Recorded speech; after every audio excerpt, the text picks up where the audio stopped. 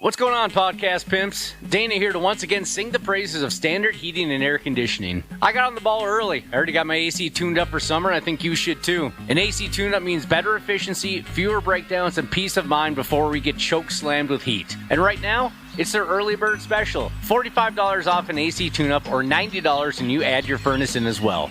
Smart folks like me don't wait for the first 80-degree day. We plan ahead. Book by May 25th and check it off your list at standardheating.com. Providing the comfort you deserve since 1930. The 93X Half-Assed Morning Show. 93.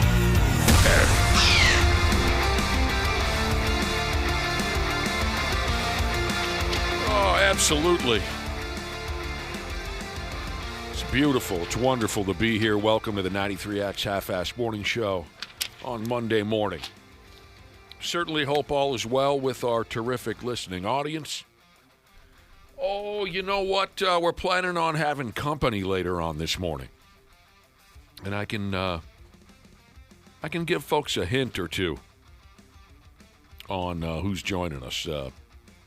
My first hint would be he's from Cleveland, Ohio. I believe he got his television career started on MTV, music television, don't you know? That's correct. He's become a well-decorated professional wrestler. Can I ask you something? Yes. Can you tell us maybe how he'd describe himself and if he'd draw that word out? If he'd draw it out vocally? Vocally. Yeah, that's a good hint. Let me throw in another hint, though, first. Well, no, I think that's probably the route to take. Okay, he's from Cleveland, got his start on music television. He's become a decorated professional wrestler. And, the last hint would be he is awesome. I'm sure most of you figured it out. The Miz, Mike Mizanin. I'm awesome! I think his God-given name, Mike Mizanin. But sure, there he is, The Miz. I love The Miz. I know you're a big fan. One of my favorites. You're a big fan of all different, what's the word I'm looking for, Josh? All different ventures. A lot of stuff he's done. I think he's one of those guys where I've got a buddy like this, where the first time I ever saw my buddy, I thought, well, that guy's going to be a douchebag. And I thought the same thing about The Miz when I saw him on MTV, but he's anything but. He seems like a really good dude, super funny. I loved the reality, quote-unquote reality show he had with his wife, Miz and Mrs., it was called. Yeah, that's right. I was trying to come up with, there was an avenue that he took at one point in his career, and he's been in television now for, 20 years. There was a particular project he was involved in that for a stretch of time, you couldn't stop talking about it. I couldn't put two and two together, but it was Miz and Mrs. Yeah, very funny. Yeah. I mean, it was obviously set up, right? So the cameras follow him around like any reality show, and they'd set up these situations, and The Miz is such a good actor. You know, he's always heel's the wrong word, I guess, when it comes to wrestling, but the butt of every joke, right? Things kind of turn around on him constantly. The family gives him crap, so I identified with that for sure. Because your family shows you little respect. Right, just like The Miz. Right. But the show was so entertaining. We never missed an episode. Mike Mizanin, The Miz, from the WWE. He'll be calling us on the telephone this morning for a quick chat. I think that'll be around 8:30. He and a gal called Roxy Diaz. She'll also be on the line. The two of them are trying to pump up the latest television episodes of a program called American Gladiators. The two of them host the show. So we're talking about the old-style American Gladiators program from the 80s? Same exact $100,000 prize, but the same stuff, right? They got these big muscled-up folks that you compete against. That goes on and smokes your biology teacher or something, you know? Yeah, with names like Hurricane and Steel, you know. The blown-up cartoon character-like people firing Nerf guns at regular dickbags off the street. Exactly. I watched the first 6 episodes that are out. It's very fun. Because I loved American Gladiators growing up. I mean, that was constantly on reruns in the summer. Like, when I think of summer and I was in 4th grade, I think of Mike Adamle, the host of it, because it was always on USA all day, every day. Did you guys watch the recent documentary on it? It's very sad. Yeah, it is. It kind of ruined it for me in a way. Absolutely. They rode those guys hard and put them away wet. Those gladiators were miserable. They were. And they were. I didn't realize they did house shows. It wasn't just, doing the tapings for the episodes. Like, they went on tour, and they would do sometimes like 2 or 3 episodes or 2 or 3 shows a day. When was that? Late 80s when it first debuted, Josh? Yeah. I remember. We used to watch that anytime it was on. 1989 it started. It went for 6 seasons.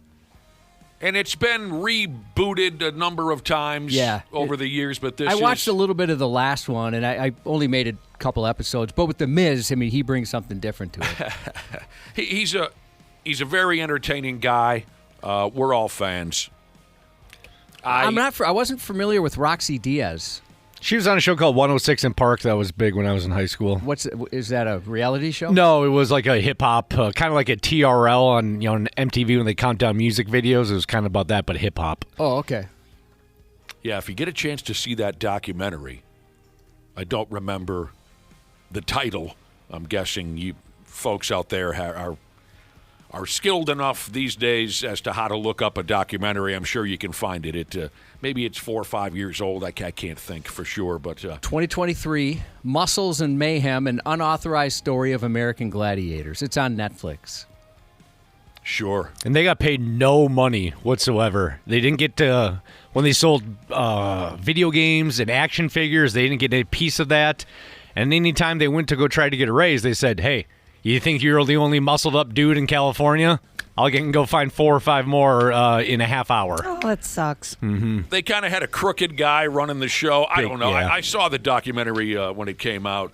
It seemed like kind of a goat rodeo over there. But I remember watching the television show. Did you like it as well? Not really. Oh, you did it? No, I thought it was kind of silly. My brother, on the other hand, being a big workout gorilla, back then, we were in high school. That was the beginning of his lifelong obsession with weightlifting and all. So my brother would sit and watch the show. I thought it was kind of stupid. I thought it was cool. It was silly, some of the different challenges. Like they're shooting at you with whatever that was, right, and the jousts and stuff like that. And then, like you said, there are all these muscled-up gladiators that you're taking on with cool names. Yeah, I've never seen it. Yeah, it was definitely before your time. I just heard of it, and the hairdos on some of the big blown-up dudes. It just was. Malibu had the most gorgeous blonde hair ever. 8:30 this morning, we'll wrap with the Miz and Roxy Diaz about the latest version of American Gladiators. The name was Malibu, and he had beautiful hair, or is that a woman? No, it was a dude. It's beautiful curly hair. All right. I know you guys don't keep up on wrestling like I do, but I'm very thankful that The Miz already has children, considering what Danhausen has done to his testicles the last couple of weeks. Has he cursed his testicles? No, but he's taken some shots of the pills courtesy of Danhausen. Oh, man, that sucks. Mm-hmm. They've been doing this running gimmick, and it's been just one of the most funniest, well put together bits I've seen in wrestling in recent years. I'll have to look that up then. Oh, it's so funny. Danhausen showed up at his house. He ended up stealing his daughter's bike. It was just it's just brilliant. You'll have to ask him. You'll have to ask him about it. I'm definitely going to bring that up. If Danhausen and The Miz are involved in something, I bet it's quality stuff. And before we move on from the topic, because we'll be chatting with them 8:30 this morning, I'll always give Mike Mizanin credit for being one of the most unlikely success stories in the history of television wrestling. When he first showed up on the WWE, I was one of many wrestling fans who said, get this douchebag out of here. He doesn't have it. He just doesn't. They'd give him the mic, and he would struggle so badly. And, this was all cross-promotion for the MTV I Want to Be a Wrestler program. What was that program called? Tough Enough. Tough Enough. If you don't follow, there was this MTV show called Tough Enough where they tried to take regular morons and turn them into wrestlers. So they bring them on to the WWE's main programming once in a while for a little update, right? Classic cross-promotion. And The Miz was one of the tough enough competitors. And when he had his couple 3 first chances on WWE programming, it was so bad I couldn't stand it. And the crowds would boo the hell out of him. Mm-hmm. I thought this guy's got absolutely no chance, and he proved every swing and D 100% wrong. He has become one of the most entertaining and reliable performers that company's ever seen. Absolutely. I know I couldn't make it on American Gladiators, Cubby. I can barely survive a couple hours of pickleballs. I was going to ask if you ended up playing. I know you weren't feeling the greatest last Friday, so you did play. That's good. Yeah, You're walking. I noticed you're walking without the aid of anything. You know, good sign. It's an odd thing. It really is. You're right. I wasn't feeling 100% on Friday, but I want to thank everybody who carried me along during Randy Shaver's pickleball fundraiser Friday night in Shakopee at a joint called Drop Shot Pickleball. I'm sure Randy's going to want to bring it up. He'll be joining us at 7:30 this morning. But real quick, yes, we had a big crowd playing pickleball, silent auction kind of a thing to raise money for Randy's Cancer Research Fund, and a big pile of money was raised.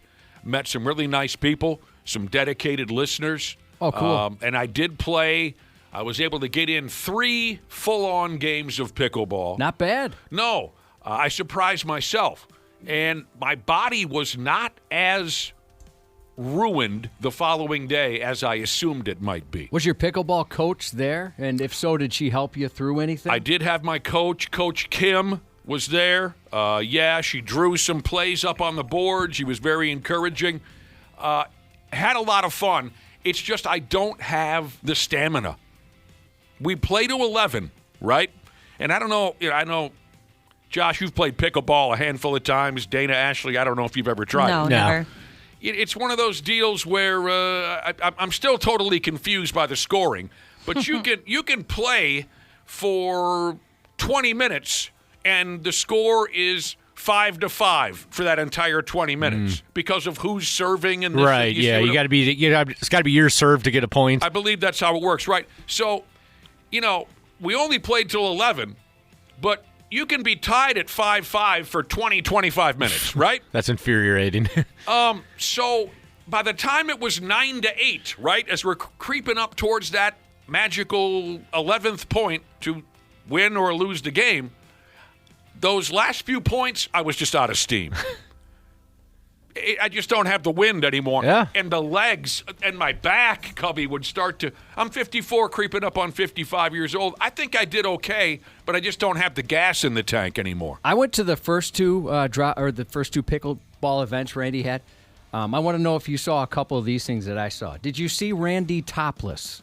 No. Wait, you saw him shirtless? No. Yeah, Randy, there's like a little gathering area, and he took his shirt off and was changing into his, he's got his own pickleball clothes that he wore when he was getting ready to play, and he just took his shirt off in front of everybody, a 60-some-year-old man. I didn't see... Cops came. It was a whole thing. It was disgusting. I'm glad somebody called the cops. I did not see him topless. Okay, I saw him topless, and did you see somebody whose ACL ended up in a ceiling fan? No, as far as I know, everybody remained injury-free. Your bro, Dr. P. Jesus, showed up. We partnered up. He and I paired up. Oh, that's good, because he was at the last one where the guy's leg exploded. Mm-hmm. You were hoping for that. I know. And it happened when I was there. Unfortunately, you didn't get to see it. Yeah, we were all hoping for an injury when we were talking about last Friday's event. No, I did not get lucky. So you saw a guy end up in the emergency room. Oh, it was terrible. That poor guy. I mean,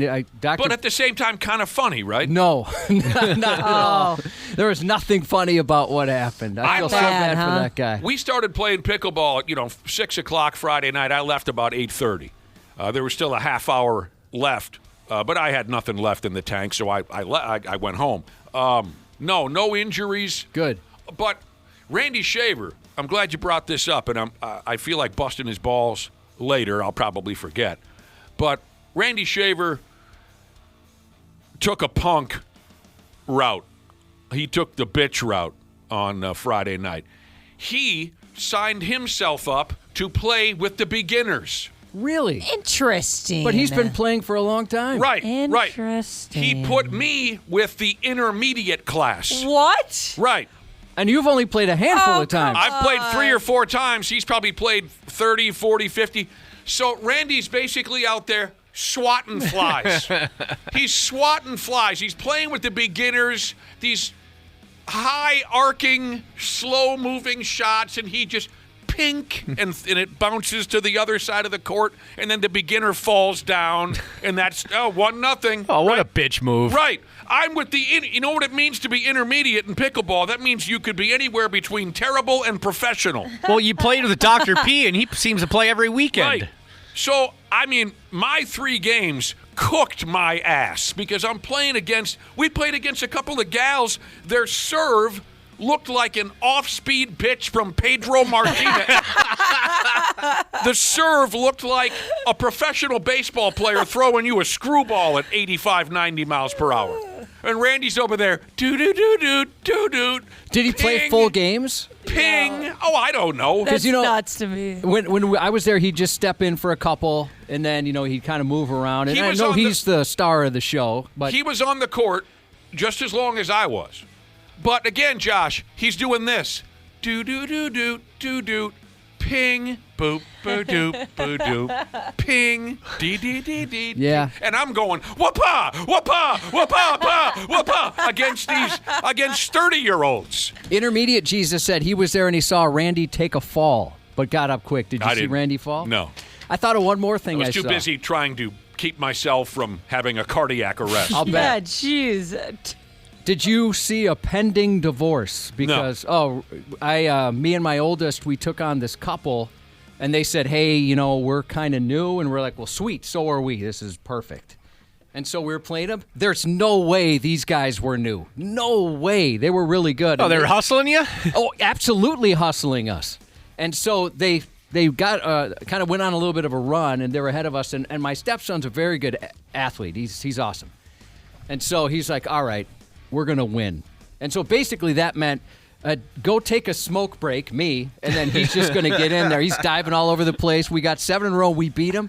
But as we're coming back, this couple could not stop bitching at each other. They were so pissed, each one blaming the other. I really thought on the way home they're getting a divorce. We just ruined a marriage. You got to cite a reason for divorce, and they just write pickleball? Yeah, we were kind of like, these guys are hustling us. I couldn't believe it.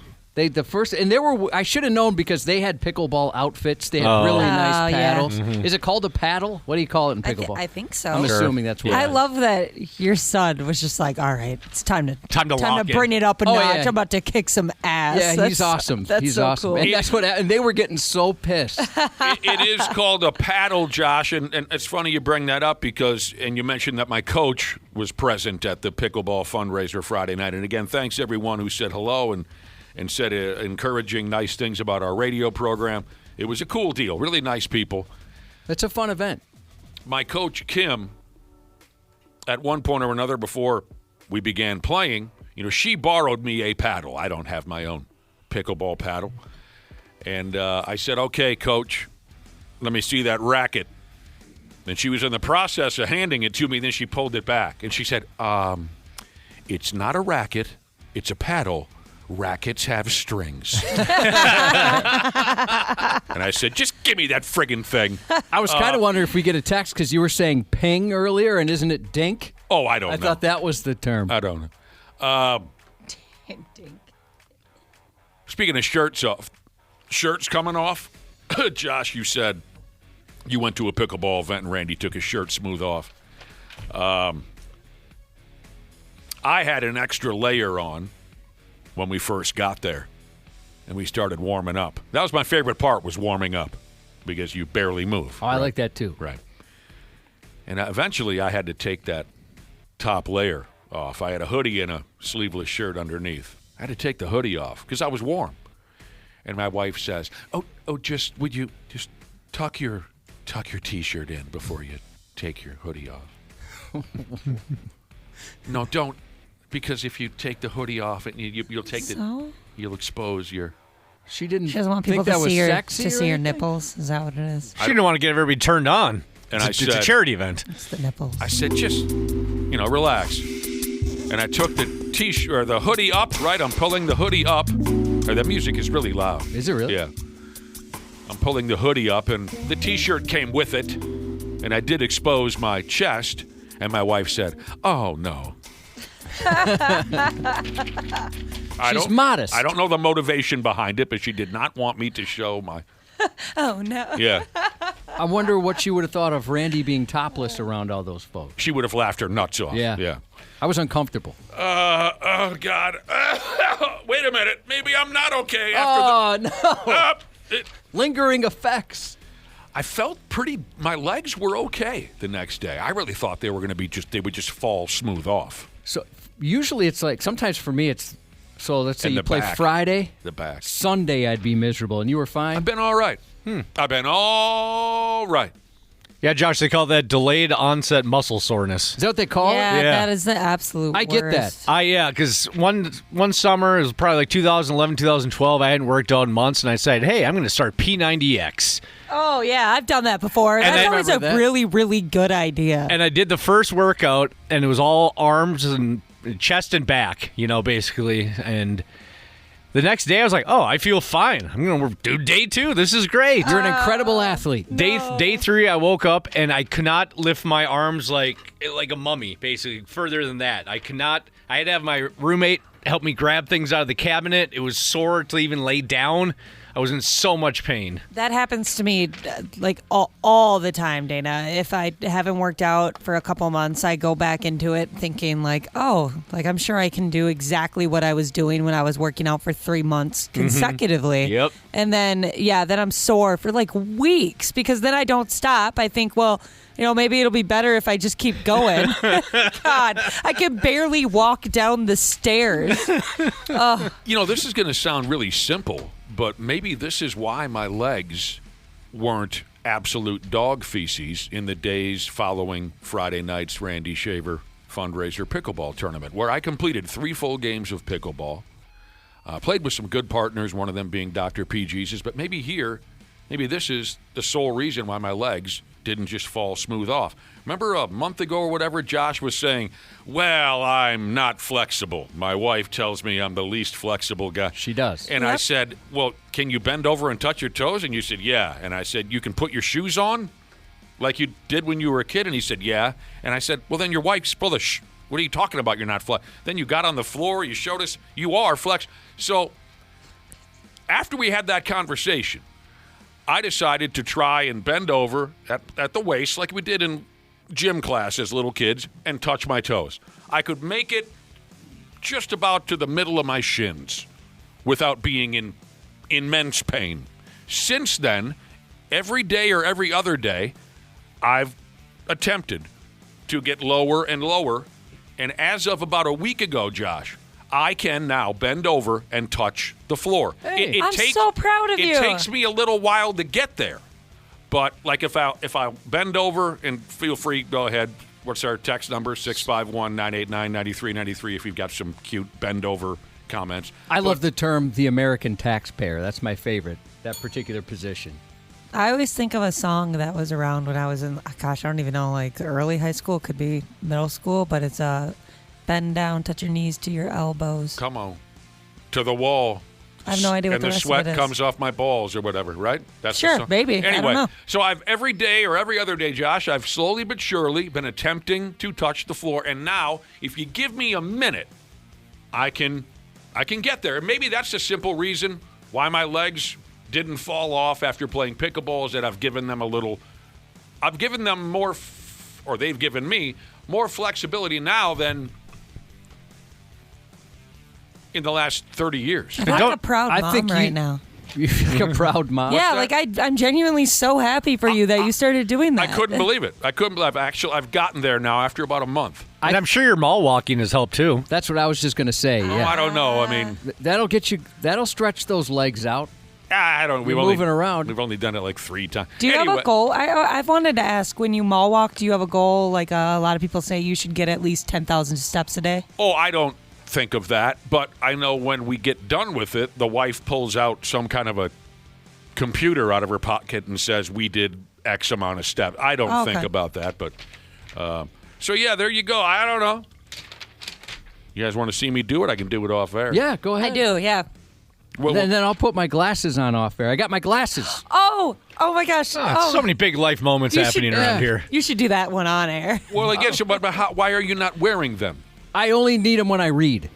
So I don't need them, Oh. I can see from distances, so like my computer screens, I'm fine. But if I hold something up close, I can't. So I was going to take self-defense classes, but now I don't need to. I'll just put these on and nobody's going to punch me. You don't hit a guy with glasses. Good for you. You got your glasses. Can we see you with them? Oh, sure. I'll put them on your I just don't, I didn't want And again, Ashley's comment. These are just everyday cheaters. They're prescription, but prescription. yeah. So I'll put these on here real quick. What do you think? Now I can't see you, Nick. Right. You look so It's cute. too far away. Right. You look like a younger version of Stanley Tucci. I'll Dude, take that. that's Wasn't he named perfect, like Dana. Sexiest Man of the Year? at one Absolutely. I would, Well, I thank you agree very with that, much. Dana. That's perfect. Yeah, you look old. point? Yeah, I know. But It definitely does. I threw a add- younger version in there. I like the style that you went with. That was a good style. Thank you very much. Yeah, you know I what's mean- cool? These have like it's like a magnetized sunglasses you can put on, and it looks like it's just sunglasses. Like Oh, sweet. You just put them on like a little shield right above. I'll be dipped. All right, And here I we can't go. see any of you. No, I mean that's what's kind of cool about cheaters is everyone's blurry from a distance. So I don't know.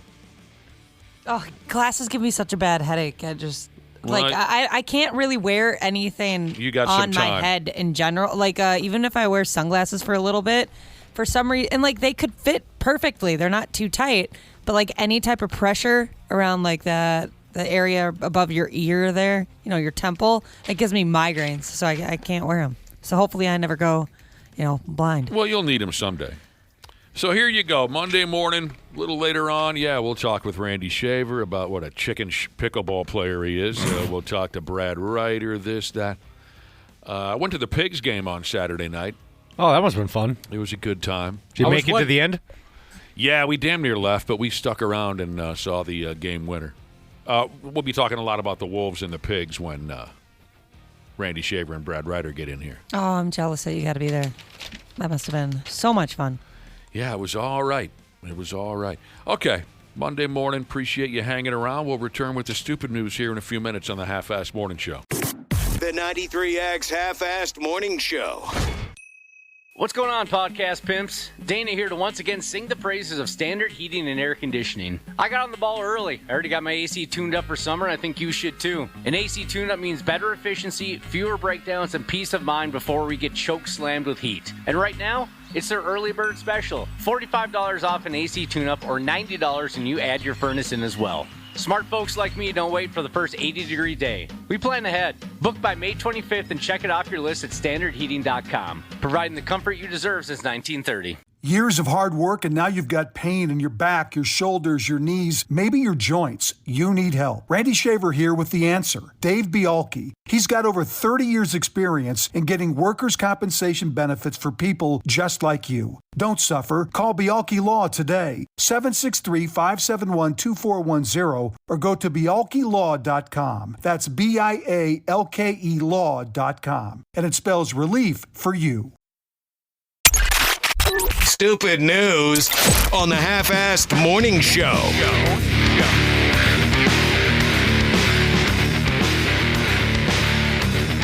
Here goes nothing. Here we friggin' go with our first stupid news report of the work week. As we all witnessed at this year's Winter Olympic Games, Canadians aren't as skilled at ice hockey as they used to be. Right? Yeah, they proved that. Yep. They're just not the same as they used to be when it comes to ice hockey, but you got to hand it to the bastards. They're usually some of the nicest people you could ever meet. Laid-back crowd, polite crowd, the Canadian crowd. This here specific Canadian might need a little help as far as his overall judgment goes. Let's see if you can tell me where he went wrong. He's a Canadian feller. He's living way the hell up there in godforsaken Alberta. Red Deer, Alberta. Some of you around town here might know that there are two very familiar NHLers who came from Red Deer, Alberta. Former North Star Mark Tenorti, one of my all-time favorites. He grew up in Red Deer. And, of course, Red Deer Randy Moeller, a longtime NHL defenseman who went on to call games for the Florida Panthers. Josh remembers this. Randy Moeller became very famous in his broadcast career for adding in funny pop culture references to his goal calls. We had him on the air years ago to talk to him about it. He's become very he would holler out things like, he shoots, he scores, L.A. face with an Oakland booty. He was great. One of my other favorites is when he said, he shoots, he scores. There's a new sheriff in town, and his name is Reggie Hammond. Mark Tenorti and Randy Moeller actually grew up, I think, next door to each other in Red Deer. And both went on to terrific NHL careers. I don't know if he still have any of that Randy Moeller stuff I'm looking for it right now. Guy's very funny. So anyway, here's this Canadian guy up in Red Deer. And again, we're going to try to figure out where he went wrong. This was around 4 a.m. Canadian time. Dude calls the Royal Canadian cops. He told them he was at an all-night burger joint in town. He said, I'm sitting here at the burger joint. And he told the police that the staff at the restaurant was demanding that he leave, even though he hadn't done a damn thing wrong. And he told the cops he had driven over a half hour to get to the all-night burger joint just to eat one of their delicious hamburgers. All right, so the cops, probably with very little to do at 4 o'clock in the morning in Red Deer, they swung on over to the burger house, and they found the guy, Darcy. I feel like calling him Darcy from here on out. There are a lot of men in Canada named Darcy. It's a very Canadian thing. So the cops found Darcy sitting in his car in the parking lot at this point. He's no longer inside the restaurant. He's in the parking lot, sitting in his car. And he told the cops, he said, look, I'm nothing but an A-plus Canadian citizen. I love hockey. I've seen Rush in concert over 100 times. But he said for some damn reason, the staff at the hamburger joint were being very rude to him. And this may be where he went wrong. Darcy admitted to the cops that he was piss drunk. But by God, he said he still wanted a hamburger. He drove a smooth half hour at 4 a.m. to eat one. The police jaw-jacked with the staff at the burger joint, and they said the only reason they couldn't serve Darcy a burger is that their cash register had gone down or something like that. But Darcy, being drunk off his ass, perceived that to be some type of personal attack. I know those types of drunks. Where they get offended by everything? Right. Everybody's out to get them. They're pissed off. They're looking for a reason to get angry. Yep. So, with all that information, all that was left for the cops to do really was to dump a DWI on Darcy for driving all the way across town in such terrible shape. So in the end, I guess you could say that Darcy more or less called the cops on himself. All right, I found that montage from Randy Moeller. Randy Moeller. Doing a bunch of his hockey calls. I believe he still calls games for the Panthers. I can't be 100% accurate, but he's held the gig for quite a few years. He scores! L.A. face with an Oakland booty. Try shoots, he scores! Ball! The meatloaf! He scores! You did the motorboat, didn't you? David Booth gets the goal. Scores! Jay Bomeister! Oh, Oh, good for you. Rebound and score! Pour some sugar on me. Over the moment, he shoots, he scores! Run, Forrest, run! Shot, shoots, he scores! What's in the box? The Panthers have a 2-0 lead. They shoot, they score! Who's your daddy and what does he do? So some older references. This is from a while ago. And I think he said when we had him on that he even takes requests. People would send him requests. Oh, yeah. Like, throw in this one, throw in that one. You know what else you learned from listening to that audio? Jay Baumeister scored a lot of goals for the Florida Panthers. Yeah, Darcy the Canadian, he picked up a D-Dubski. The Red Deer cops posted something or another on Canadian social media saying there's no room on our roads for impaired drivers. And they also posted some Rush tour dates beginning with a few shows this June in Los Angeles. Well, shoot, I could see why you'd want to go see that show. Watched a few different videos from their most recent performances. Have you seen them? I have not with looked their new up, drummer? I have not followed Rush with their new drummer. What's her name? I got to look that up. Anika Niles. Or Annika Niles, I guess I'm not sure. But if I get a chance to see them again, I will. And you're not allowed to look at me when they're playing Limelight. Not allowed to look at me when they play Limelight. It has too much of an effect on me. Guy called the cops on himself, more or less. Dana, you played a lot of youth sports. Yeah. Ashley, youth athletics. Yep. Did you ever witness a teammate bench himself? Just sit himself out? Yeah. No, I haven't. Not that I'm remembering. It's one of my fondest youth hockey memories. A guy I played on a line with who was a big, strong sumbitch, and if he got mad, he could mangle anybody he wanted to.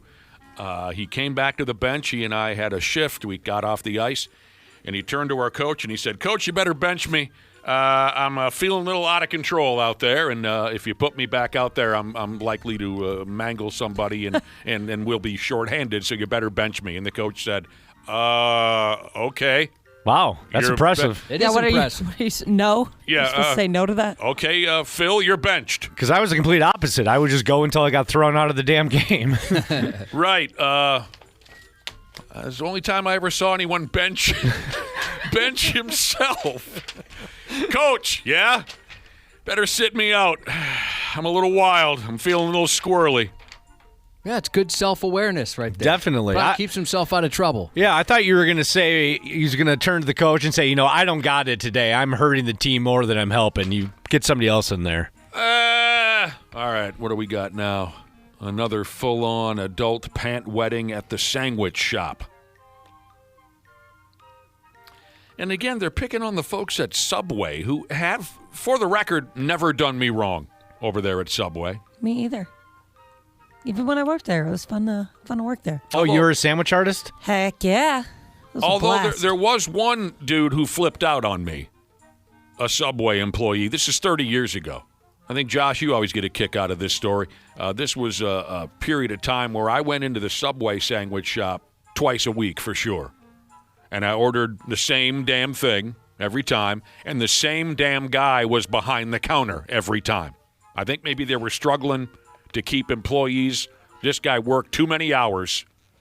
But every time I walked in there, he was behind the counter, and I ordered the same thing, and I was in there quite often. Well, one night I walked in, and I said, "Yeah, why don't you give me the foot-long this or that with the cheese and the this?" And he goes, "You know what? Why don't you come back here and make it yourself, for Christ's sake? You're in here so often. Why don't you just come on back and make it yourself?"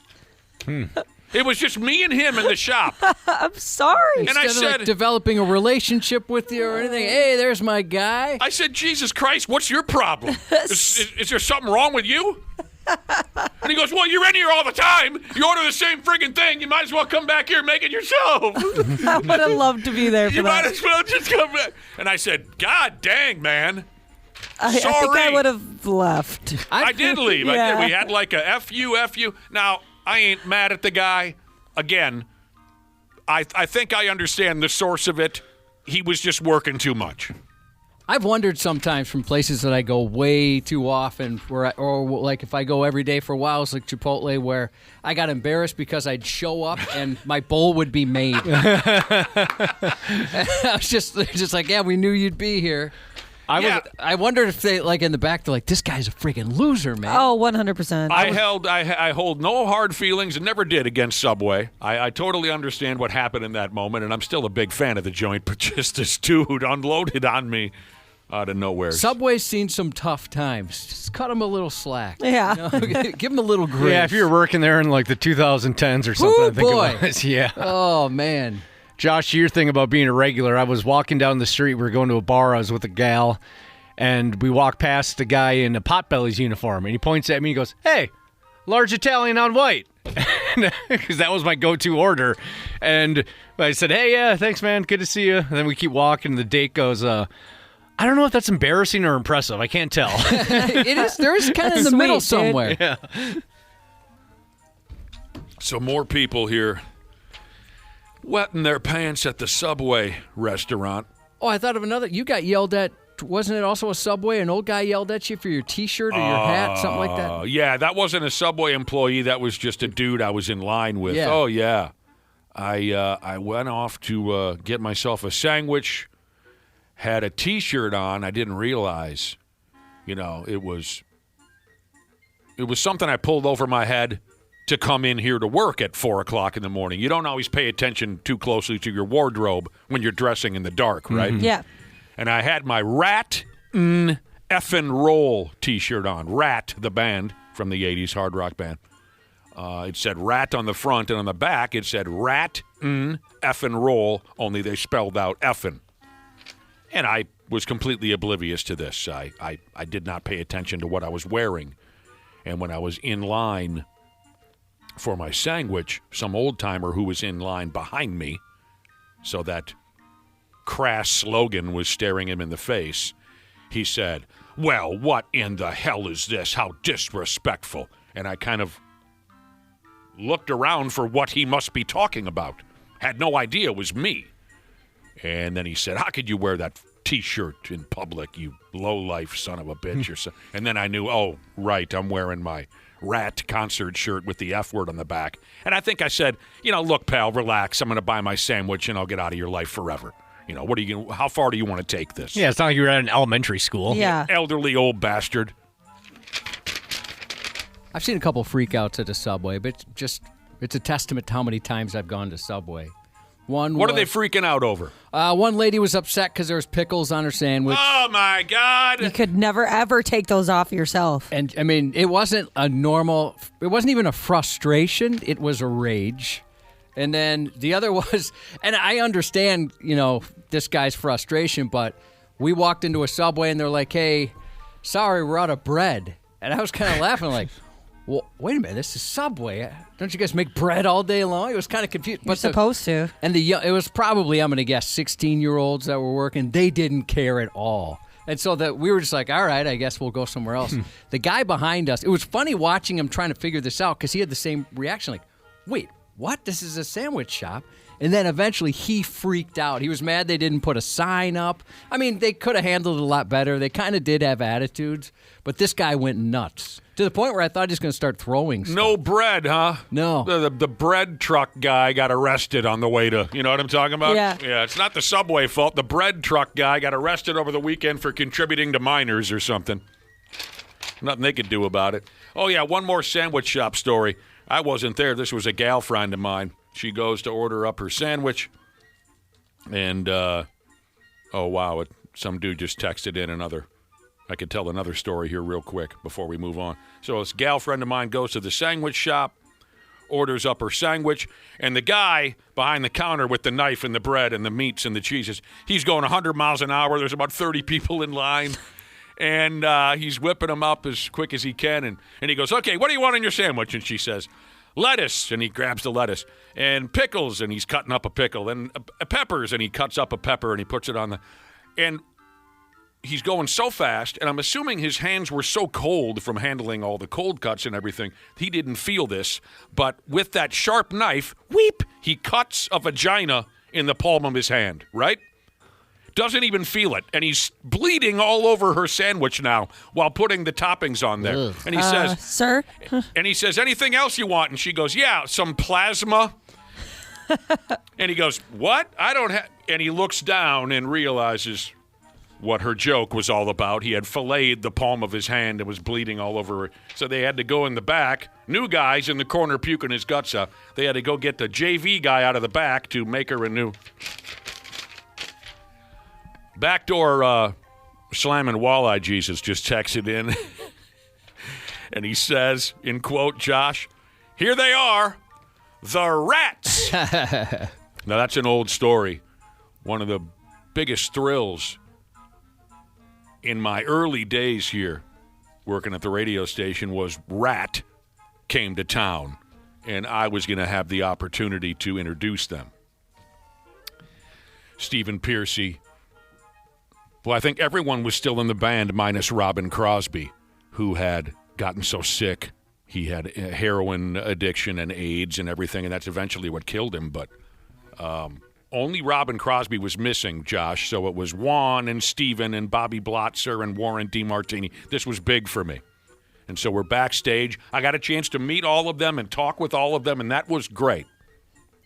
But it came time for their intro, and the manager of the joint I was at walks up and says, hey, man, I think I got this. And I said, oh, okay. He goes, yeah, I'm going to intro them. Sorry. And I said, oh, it's all right. I've had a chance to meet them and everything. But I was disappointed. I wanted to be the one to go out there and say how much I loved Rat. And just, that's kind of a cool moment if you're a fan of the band. But he says, I got this. I'm a big fan, too, he says. I've been listening to these sumbitches from day one. I said, okay. He goes out there, big crowd, and he goes, this is a real thrill for me. Coming out from Los Angeles, California. They've sold 50 million records worldwide. Here they are, everybody. The Rats. Oh, that's no. awesome. And I see a smirk on every band member's face like, you're kidding me. That is funny. Some bitch just called us the Rats. And I said, of course, out loud, oh, for Christ's sake, I could have gotten the name right, you dumb bastard. The Rats, he says. And they went into flip-a-pip-pip-pip-boom-ba-da-da. They went straight into Back for More, Josh. I like that tune. Flip-a-pip-pip-boom-ba-da-da. How does Stephen Piercy sound live? I've never seen them live. I've seen recent videos. So we're at a Subway sandwich shop. No. Along the lines of a sandwich shop running on a bread, Weld QC, she said she worked at a pizza place, and on 3 weekends, one they ran out of dough, one they ran out of sauce, and the last they ran out of cheese. That's tough. When I worked at Blockbuster, one time I got this phone call that always kind of stuck with me. It was an old guy. He goes, do you have any movies? Yeah, are you looking for a specific one? We have plenty of movies. He goes, oh, no, I just wanted to make sure that all the movies weren't checked out before I came to come rent one. Like, no, there's some movies available, man. Usually it's just a specific one. Right, yeah. We got that phone call all the time. But imagine how he felt when he walked in and saw all those movies. He's blown away. Yeah. I used to just hang out by the return. Yes. Waiting for somebody to bring whatever movie it was we wanted back. Whatever the hot movie was, Josh, I'd always keep a couple behind the counter for when a cute girl would ask for it. Ah, smart. Look at you. Mm-hmm. All right, so here we are at the Subway restaurant. This was at somewhere in the far southeastern region of the United States. 43-year-old bag of dicks walks in, and he started trouble as soon as he walked in the restaurant. This must have been something to see. 43-year-old man, for Christ's sake. He walks into Subway, and he took to slapping the living daylights out of one of the teenage kids behind the counter. Plop, slap, 1, 2, 3, 4, 5. He slaps the kid this way and that, up and down. And he called the kid terrible, hurtful names. He did. And then he left. The police tracked this guy down. Found out his name was Roy. And he admitted to tuning up a kid, not even half his age, there at the Subway sandwich shop, a kid who was working behind the counter. Roy said there's a reason that he gave the kid a beating.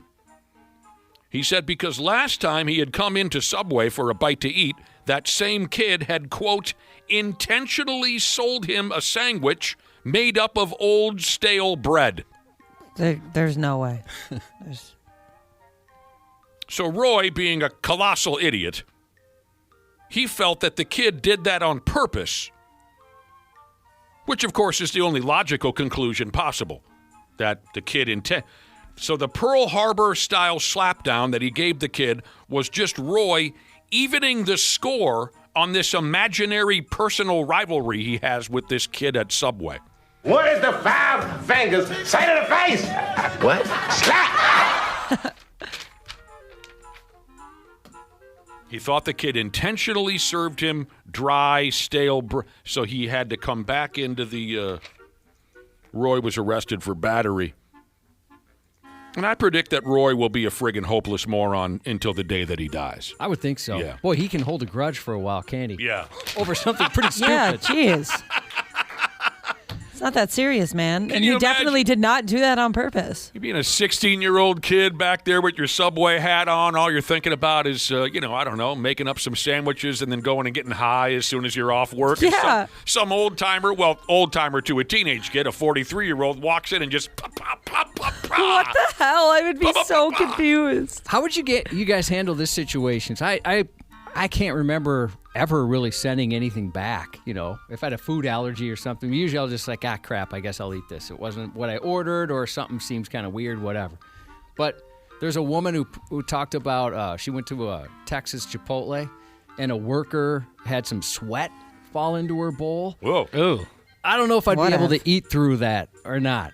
I'm trying to think, how would I handle that? I wouldn't want to embarrass the person. I guess it depends what the person looks like. But at the same time, you're spending some money, and maybe I just say, hey, you sweat in there. Would you make something else? But I've never sent a meal back in my entire life. I don't think I have either. I wouldn't be able to. Maybe bodily fluids might make me ask for a new bowl of stew or whatever the hell was going on over there. Yeah, I was trying to think if I just keep an eye on where that landed and scoop it out, or I think I'd probably have to say something. That's pretty gross.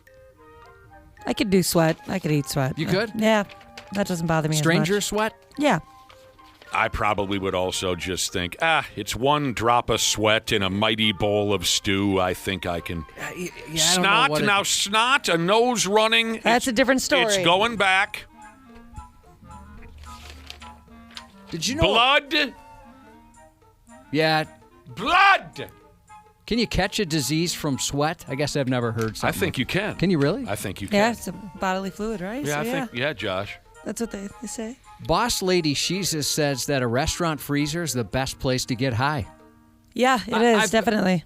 It is definitely? Like you hot box in there or what? Well, they have those, whatever vents they have in there. If you just blow it in there, it kills it pretty darn good and pretty fast. So it sounds like you've got some experience. Yeah. A lot of my old buddies that I worked with at the ice arena, they thought that the ice arena maintenance room was a pretty good spot to get high. I can see that. Yeah, had all loud generators humming back there and everything. And you could get high back there. I think some folks will probably text in and say, any room with a door on it, is a good place to... Yeah, but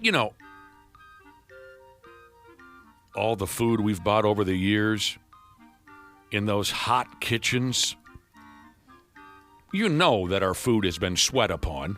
Oh, I'm sure. You have to assume such a thing. But if you see the sweat actually drip off someone's forehead down into your food, that's a totally different animal. I know most of you, are assuming that I would tell the grandma clam chowder story at this point, but I never tell that story until we're in the holiday season. That's a holiday story. It's a Christmas story. But I got one that slightly rivals it. Years ago, my dad and I were having a burger and fries at some roadhouse. And We each had our little plate with our burger in front of us, and then they brought us a big plate of fries for the two of us to split. So my dad and I are sitting across from each other in a booth with our burgers in front of us and a big plate of fries in the middle of the table. And we're each reaching in there, of course. At one point or another, now my dad, you should know this, my dad had a terrible smoker's hack from the time he was 30 years old until the day that he died. Violent, awful, but I have to admit sometimes wildly hilarious smoker's hack.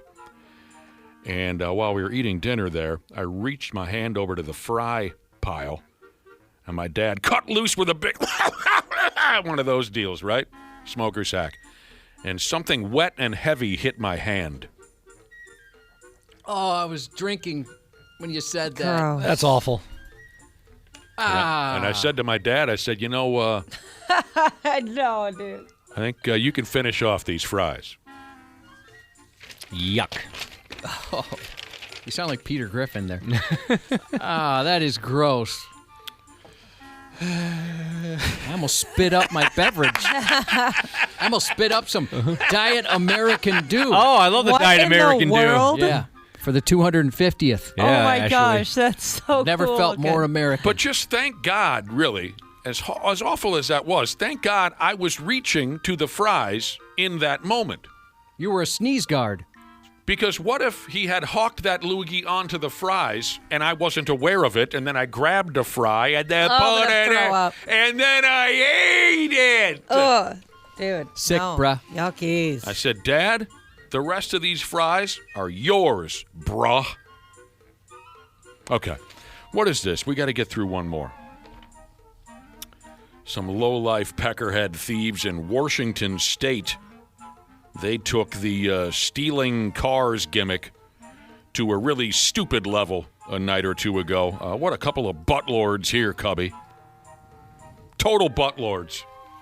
Love that term. I'll give you a hint at where we're going with this one. Josh, what's the line from that Limp Bizkit song that you like so much? Oh, is it about a chainsaw and then your ass is raw? Right. So a gal called the police and said, 2 puke barrels just stole my pickup truck out my apartment parking lot. Go get the bastards, she said. 2 guys just stole her pickup right out of her apartment parking spot, and off they went.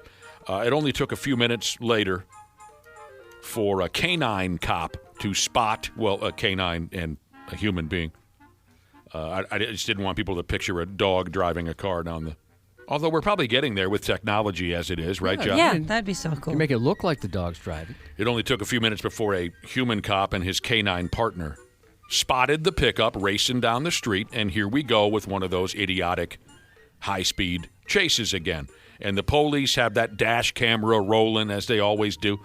Of course, the average everyday pickup truck the 2 buttlords have stolen has absolutely no chance to outrace whatever hot rod the cops drive these days. So the cops stayed back a little bit, knowing it's only a matter of time before the buttlords either give up or get in a violent crash and kill themselves. And the buttlords knew it too. They knew there's no chance they can outrun the police. So the dude in the passenger seat of the pickup had a brilliant idea. Brilliant in his mind, at least. The next thing you know, he ups and throws a chainsaw out the window of the pickup. And in the police dashcam video, you can see a chainsaw sliding down the interstate, and the cop has very little trouble simply swerving out of the way. I'm guessing that the passenger thought that maybe he could get the cop to run over the chainsaw, and that might disable the cop car somehow. Whatever. It made these 2 thieves look even dumber than they already are. Dumbbell in the passenger seat also threw some other goofy crap out the window. I don't know, climbing ropes or something. It doesn't even matter. But it was kind of comical to see that saw just sliding down the highway. From there, things were very routine. Buttlords tried to go off-road. Pickup gets stuck. Buttlords run through the weeds and hide like little bitches. Cops cut loose the dog bites the butt lords give up and go to jail. I wonder if that would make, a police chase sounds like a lot of fun, right? If you're a cop chasing the bad guy. Oh, yeah. I wonder if it would make it kind of more fun when they're throwing stuff out at you like you're playing what's that show that we all like on, it's based on a video game. The car racing one. I have no idea. Twisted Metal. Oh, yes. Yeah. Make it kind of like show, Twisted Metal. That's a good show. Yeah, I haven't watched that one, but I've heard good things. Oh, you would like it. Chainsaw, it makes your ass raw. Ashley, that's a PlayStation game, and I'm a strictly Nintendo man. It's only on PlayStation? Yeah, I live my life by a code. I enjoy that show. I got a kick out of watching that saw slide down the... We used to throw TVs out of motor vehicles when we were in high school. Jesus. What? It was a bad idea. We used to throw TVs out. How often did this happen? Did you steal the TVs, or where are these TVs coming from? It just so happened that a lot of us had outdated, broken televisions. Well, our parents had outdated, broken televisions sitting in the basement, right? Big, heavy sumbitch. No one wanted to throw them away. They weighed 7,000 pounds. So you just move it to the garage or move it to the basement. One of my buddies one day just came to school, and he had a big friggin' box TV, the ones that sat on your floor, Yeah. And he said, I got to take this, to the dump. My folks have tasked me with getting rid of our old television, and we thought, well, we could have some fun with this thing before, we don't have to take it to the dump. We can have some fun with it. So that began a 2 or 3 week long gimmick where we would go racing down the highway as fast as we could and then kick an old television out the back of the vehicle to see what would happen. It was a horrible, dangerous, terrible idea. We came very close to killing people, but just that the chainsaw video made me remember that there was one TV that we kicked out the back of the vehicle, and it landed they were so heavy, it landed perfectly down onto its ass, and it slid along the freeway, and it almost caught up to us. Oh. There was that moment where I thought, is this going to backfire? And it's going to... Anyway. Box Tossing Jesus said one time they threw a foosball table out of the back of their buddy's moving van. Oh, my gosh. Don't do this. It seems like a terrible idea, but it does sound like it'd be a cool video. Yeah, it does. There was one incident where we were in a neighborhood, and when that TV's going about 50 miles an hour and then it catches the front lawn of somebody's property, yeah, it's not good. Sports on the 93X Half-Assed Morning Show. Kaprizov out to Spurgeon. Half a minute to go. A shot! They score! Matt Foley wins it for the world! Oh, my damn. He won it there right before the first overtime was about ready to shut down. Woohoo! I went to the game Saturday. That was a hell of a deal. Hell of a deal. The Stars were out of gas. They were. At the ass end of that overtime, last couple of minutes, I had a funny feeling because you could tell the Stars' legs were gone. And there you go. That's how they normally go in the overtime, in the playoff. Just put that puck near the stinking net and hope for the best, and that's what Spurgeon did. Matt Boldy hanging out there. Chipped the sumbitch in. Good hockey game. Good friggin' game. We don't have anything to worry about with the Pigs for one more night. Tomorrow you can get all stressed out. They continue the series tomorrow night in Texas. Timberwolves do play tonight, but again, Timberwolves. 9:50 probably will be the start time. This has been such a riot. Jaden McDaniels, everything the guy does makes me fall deeper and deeper in love with him. He's in their heads, isn't he? God, yeah, are you kidding awesome. me? That was so much fun watching him. Wife and I are watching the close of Game 4. Mike Connolly throws the ball down the court. The game's in hand. And I saw McDaniels grab the basketball, and I said, oh, no. I think we all did. I thought he was going to do one of those double up, off the backboard, papa type dunks. Instead, he just kind of went Fleep. Which is almost more insulting. Yeah. I don't know. It's hard to say. But a friend of mine made a good point. Yesterday, we had a couple beers at the bar. He said, here's how McDaniels and everybody on planet Earth knows how deep Jaden is into the head of Nikola Jokic. Nikola Jokic ran harder than he had the entire ball game. Yep. Mm-hmm. On offense or defense. He ran harder to confront McDaniels than maybe he had all season. That's the fastest you'll ever see Nikola Jokic move to go over there. And the smirk on McDaniels' face. Yeah, he smiled. Because he knows. Yeah. He never smiles. I got you, dude. Mm-hmm. No matter what happens from here on out, I'm so deep in your friggin' head you can't stand it, and it's just been beautiful. 9:50, 10 o'clock tonight. Maybe the boys can wrap it up. Of course, there's lots of bad news with DiVincenzo and with Anthony Edwards. Yeah. We can get into details on that. But this has been a friggin' riot. Twins, not so much fun. They're in a slump. Randy Shaver and Brad Ryder will be here at 7:30. Don't go anywhere. Cubbies News Report is right quick. The 93X Half-Assed Morning Show.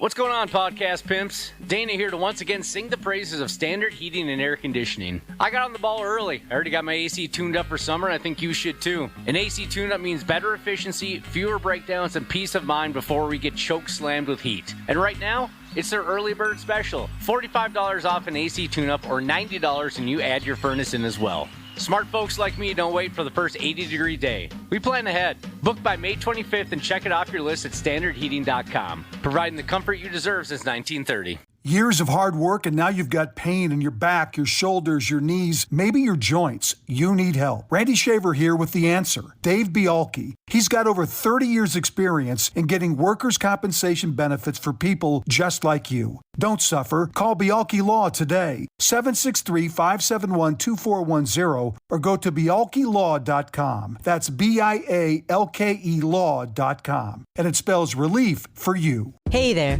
I'm Paula Pan. I help people make the smartest money decisions possible. Joe, you know what's been great about being a saver? More money in the bank. And that money over the past couple of years has made a pretty good yield. Pre-pandemic, money was making zero. Now it's actually making something, but that's starting to go down, down, down. I love how we can play the fact that inflation's been really high as a positive. But if you're a saver, you know what that means? Cha-ching. Silver lining, Joe, silver lining. Afford anything. Follow and listen on your favorite platform.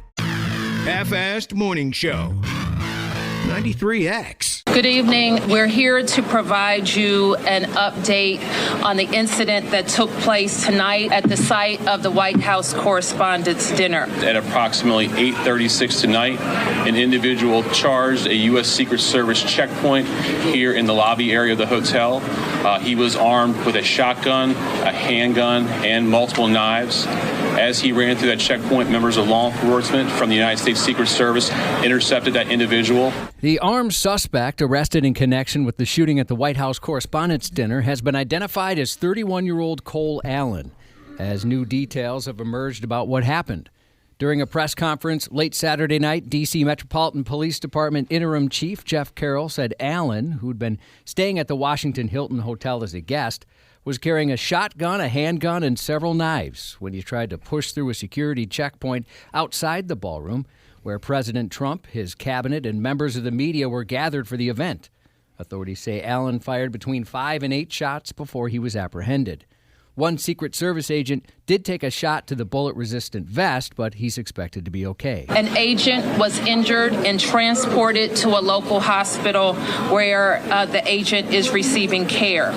Reports indicate Allen wrote a manifesto and sent some of his writings to family members before the attempted attack, prompting at least one of them to contact police, though the writings didn't specify that he was planning on attacking the White House Correspondents' Dinner. Another family member told investigators Allen had made radical statements and frequently referred to a plan to, quote, do something to fix the issues with today's world, quote unquote. Investigators believe Allen acted alone. He wasn't struck by gunfire and was taken to a hospital for evaluation. The U.S. Attorney for D.C. said Allen's facing 2 charges so far, using a firearm during a crime of violence and assault on a federal officer with a dangerous weapon. He's scheduled to appear in federal court today for his arraignment. You know, they use the word manifesto. Is that ever used in a positive way? I don't think so. If you have a buddy that says, I wrote a manifesto, is it ever good? Yeah, you think about calling the authorities. You think 100%. I'd never heard it used not in a devious way. Yeah, maybe the word can be used for good, but it's been ruined by psychopaths like this guy. Thank goodness it wasn't worse. 70-year-old South Carolina substitute teacher Dawan Antoinette Flood is facing a rising wave of charges after admitting she told second-grade students, I would shoot you if I could. All this is absolutely unfathomable that this would actually be said in a classroom setting in a world like we live in today. The charges stem from an incident at St. Matthew's K-8 last Wednesday. A deputy was called to the school about 1:40 p.m. after a complaint from a second grader. The 70-year-old said the teacher made students stand until dismissal. According to the report, the entire class was told to stand because students were talking after returning from another class. And then it got worse. The report says she also swore repeatedly while ordering some of the students to sit down. At least 2 students said she claimed she would light them up, meaning start them on fire. And multiple warrants quote her as saying, I would shoot you if I could. To treat our children that way? As soon as my child got in the car, she said, Mommy, my teacher said she wanted to shoot me. For her part, Flood admitted to making the statements and engaging in the behavior described by the students, but she was, quote, playing. Flood's explanation didn't hold water with police, however. The school strongly disagreed, classifying her behavior as flutterly unacceptable, and escorted her off campus. The now former substitute is facing a flood of charges, including 18 counts of unlawfully placing a child at risk or causing harm and willingly abandoning a child. She's also been ordered to wear an ankle monitor, stay off social media when it comes to the case, and have no contact with the victims' families. She sounds like a character. Yeah, to say the least. She definitely doesn't like talking in class. And, I mean, you'd think most people, especially at 70 years old, would realize you don't threaten to shoot people, much less kids. Second-grade kids. It's funny, 45 years ago, if I would have said to my dad in the car, hey, Dad, my teacher told me he wanted to shoot me, my dad would have said, well, what did you do? Exactly, yeah, same here. Different vibe these days, Cubby. Yeah, well, a lot of terrible reasons for that to change. Yes, there has been. Nashville's the kind of place where spotting someone wandering around naked in the middle of the night might not be a complete surprise for the popular party town.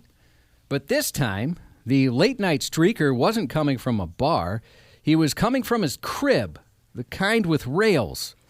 A toddler found running naked in Tennessee early Wednesday morning was rescued by a Good Samaritan and some laundromat workers who were closing for the night. I see a naked little boy, more completely naked, no shoes, nothing, running down the street. The child, who appeared to be 2 or 3 years old, was spotted about 2 a.m. in front of the Soap Opry Laundry, where workers said the boy was running down the street clueless and bare. Also the title of me and Nick's buddy cop comedy idea. He was like partially in the road, so if it was like a crazy driver, drunk driver, somebody, it could have been worse. But I've been emotional since. A man walking by scooped up the boy while Soap Opry laundry workers called police. A department spokesperson said the child's parents called 911 hours later when they woke up and realized he was missing. I said, you okay? He said, yeah, I want my mommy. So I keep asking, where's your mommy? Where's your mommy? He don't know. Detectives are investigating the incident, although no charges are anticipated. As it appears, the kid simply wandered off on his own. And the fact that he's just saying, I want my mommy, like, what was happening? It just was heartbroken. But I'm glad he's okay. That is Poor something. little kid. He just wanted to get out and party. Little baby, huh? Yeah. Little baby was able to open doors and turn. I guess so. That's hell of. I don't know anything about babies, but Pretty impressive, yeah. They're a little escape artists. Surprised he was able to get out the house. My mom tells me when I was very little, I think older than this, I walked across the street. We lived across the street from a grade school, and I walked across. It was a busy street. Made it across because I wanted to hang out with the kids and play at recess or something like that. Are you buying that one? I don't know. I was too young to remember. Maybe she made that up for good comedy. Yeah. She mentioned that happened. A little legal trivia. In Pennsylvania, trading your infant is only a misdemeanor. Good to know. You got to get those babies off the street. Yep. Police in West Virginia say they found a young child in a diaper wandering near a major road and soon discovered the man responsible for the child was asleep and didn't care. Last Wednesday, the St. Albans Police Department was dispatched after reports of a small child walking along a busy roadway wearing nothing but a diaper. A concerned citizen located the child, who was able to lead them back to their home. When knocking on the door brought no response, the citizen called 911. Officers arrived and attempted to make contact inside, but got no answer. The child eventually let them in, and cops began searching the residence. Upstairs, they found a man asleep. That man was identified as 42-year-old Mark Blake Jr., the child's father. Mark! When confronted by officers, Blake offered a rather blunt explanation. "This isn't my deal. I don't watch kids." The bold, "I don't parent my own child" defense. Because when you become a parent... This isn't my deal. That's not my deal. I dig this guy so far. Ashley, you're a parent. You know that role famously includes not watching your kids. Yeah, that's my whole deal. And the dude was out cold? Yep. All right. Decided he wanted to go to sleep for a bit. You'd expect... Not his problem. You'd expect him to say, "Oh, my God, my baby, where has he been? Oh, thank you for..." Hey, look, this is not my friggin' problem. Yeah. I like that he didn't even lie. No. He's Mark, dude. That's how Mark comes off. In that situation, I mean, why didn't he lie? Maybe because he just got woke up. Yeah, he's pissed off. While he doesn't seem to care about the kid, police provided him with something he may care about, charges which could land him behind bars. Blake was arrested, and police contacted Child Protective Services to further investigate. Well, yeah, I hope so. Oh, my God. The department also noted Blake was already out on bond for a similar incident just last August. Mm-hmm. He just opens the door and pushes the kids out there and catches a cat nap. Yeah, you guys are too loud when I'm trying to nap. A driver racked up more than 500 speeding tickets in his home borough over the last 4 years. And the person behind the wheel is someone who certainly should have known better, an NYPD cop who's been revealed as one of the most reckless drivers in the entire city. Get a grip, dude. Well, I thought when you're a cop, you don't have to pay for tickets. They just throw them away because, I'm a cop, you're a cop. Whatever happened to that agreement? Yeah, it sucks that it's not like that anymore.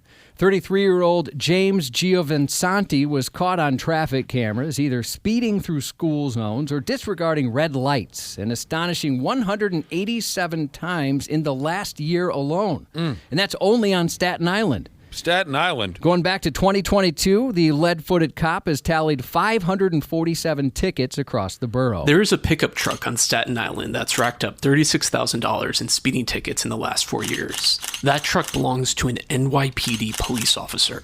He's the second worst speeder in the entire city. Somebody get that kid a cough drop. I like that. It sounds like he's doing murder mysteries. Yeah, but it's a guy with speeding tickets. It's kind of his thing. Is that his thing? Giovansanti typically puts the pedal to the metal while plowing his pickup truck through the densely populated neighborhoods on Staten Island's north side, ticket data shows. 2 cameras near Port Richmond High School clocked the off-duty officer tearing through red lights 105 times in just over 3 years.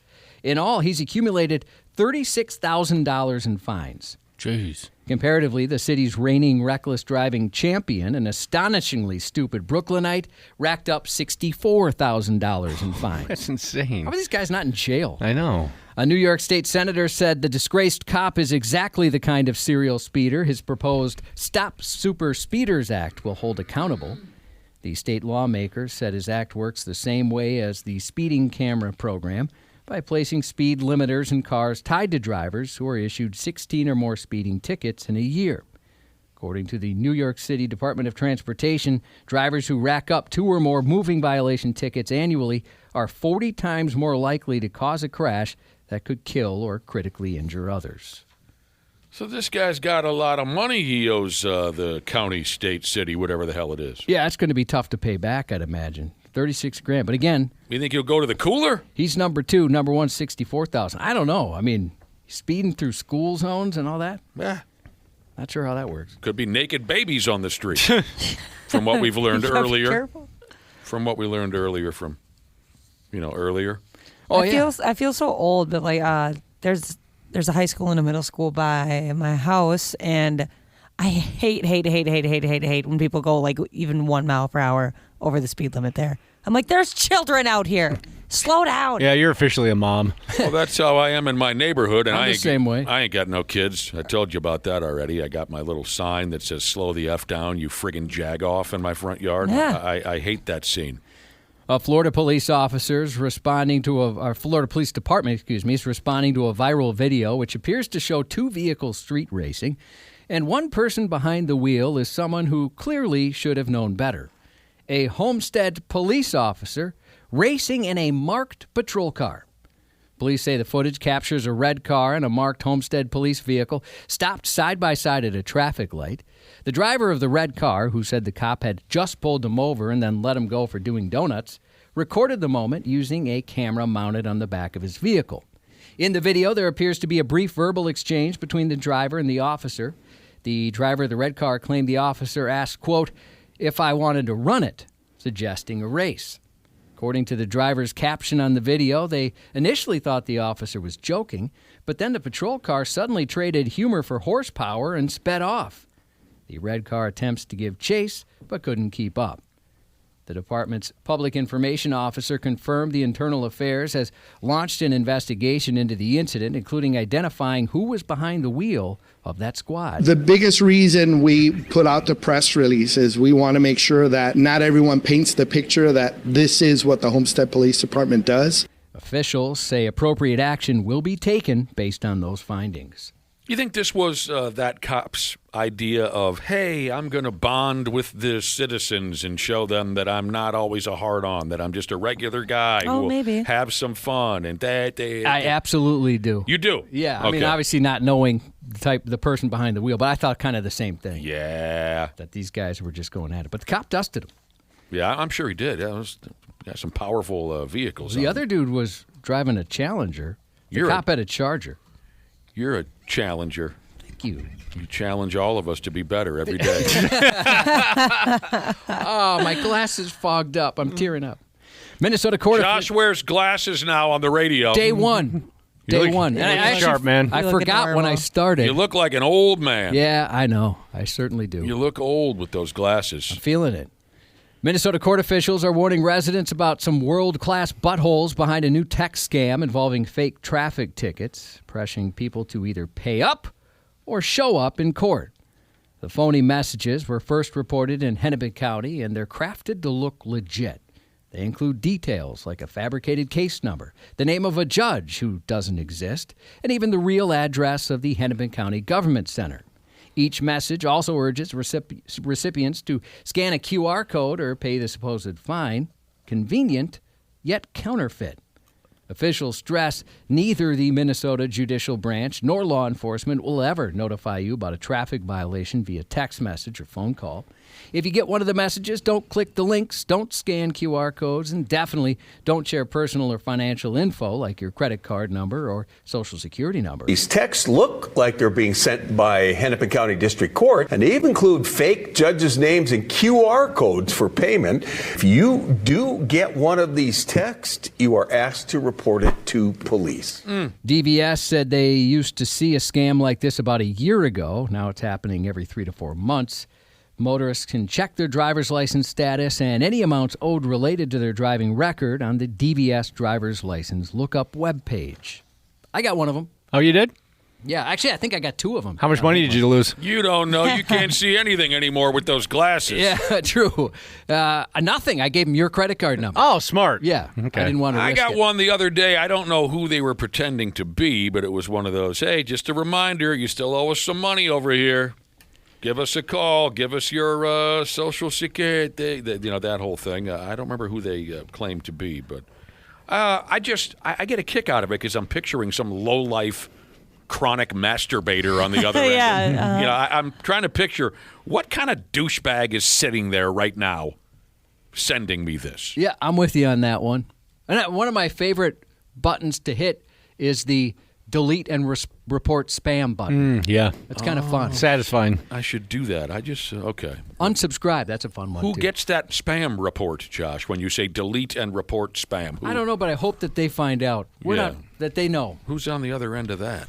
Happy 30th anniversary to Ken and Lori. Hello to Kyle, checking in from South Korea, boys Sweet. and girls. That is so cool. Very cool. Happy birthday to the Ranimal, Brandy from Hot Cocoa Jesus. Let's see. Happy 10th birthday to Odin from Medical Device Jesus. And Duke's Mayo-loving Jesus would like us to keep him in our thoughts. Friday, he's having a colonoscopy, and he says, please pray I don't get an erection. Yes, you will be in our thoughts as well as our prayers. And that's 93X News. Randy Shaver and Brad Ryder on the Half-Ass Morning Show. Jokic and McDaniels square up. Players trying to break it up. There's still 1.3 remaining. Julius Randle furious. Coaches, referees, everybody, security trying to separate the players. You hate to see this game end this way. No, you don't. Mixed emotions. Mixed emotions, that might be the best way to describe the overall feelings of the Minnesota Timberwolves and their fans after what took place over the weekend. Right, Randy Shaver and Brad Ryder? Fantastic outcome of the game, but terrible way to get to that point. Losing two players, two very important players, that's going to be very hard to overcome. Maybe not this series, but the next one for sure. Let's start with the good stuff.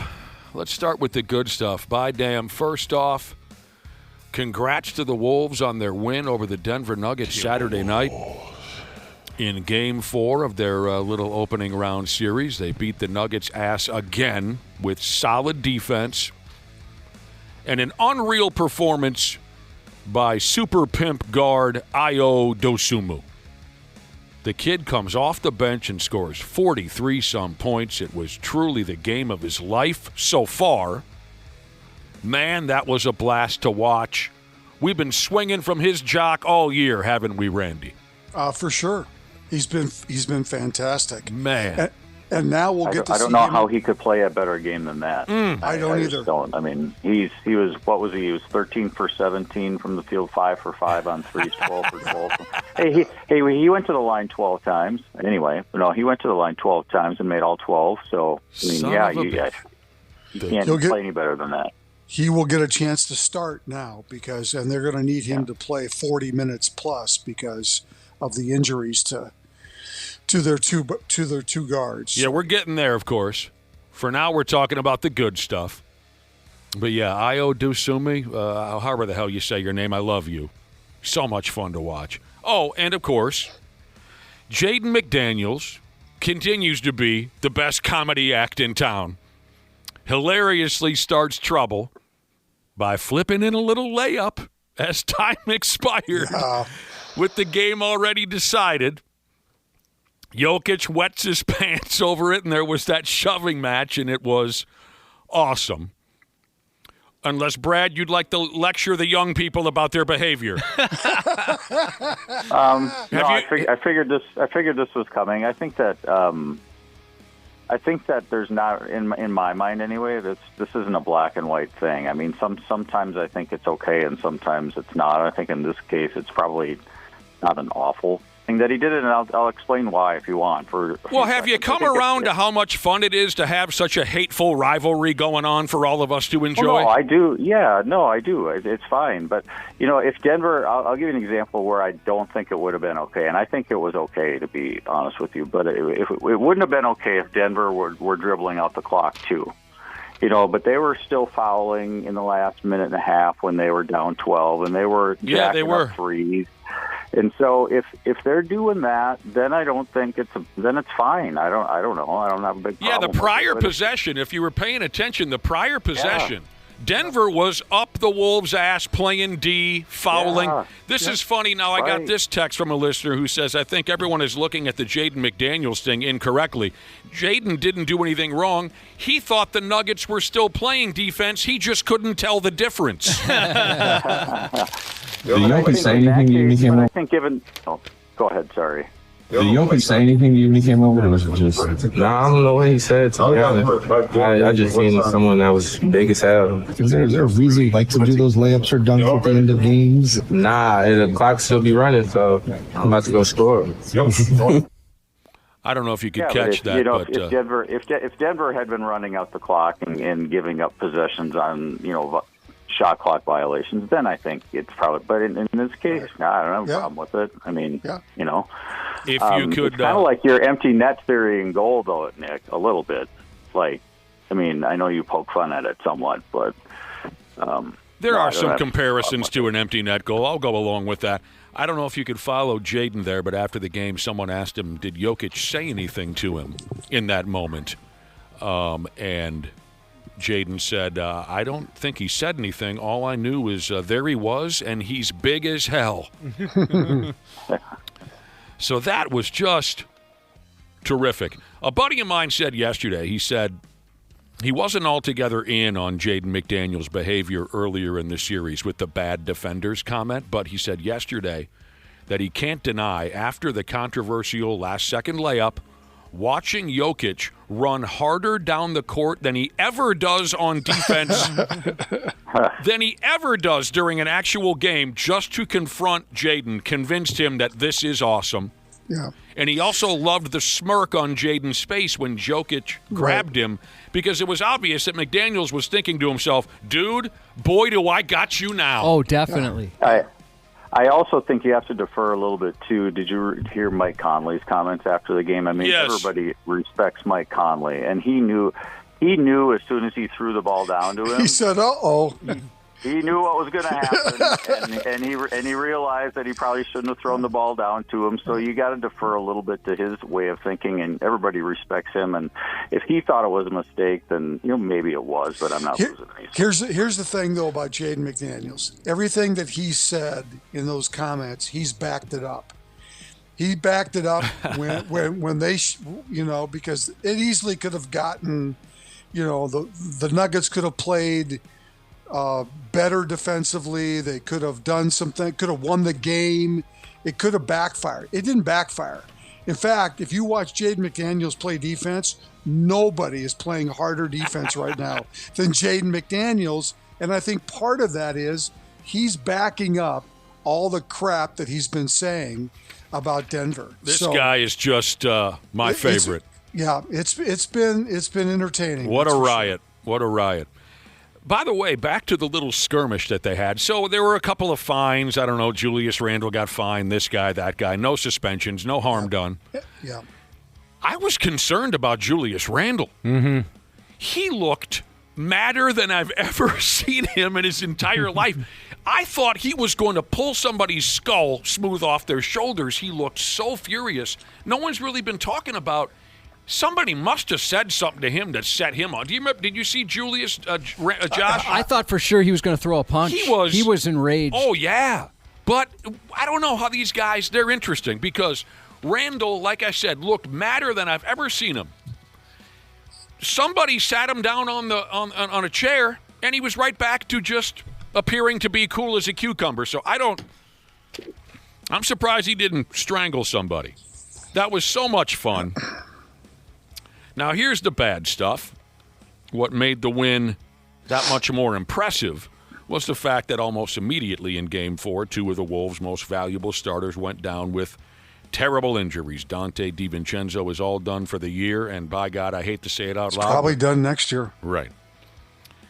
With the ruptured Achilles, which is a real shame, Dante's been terrific. It's awful.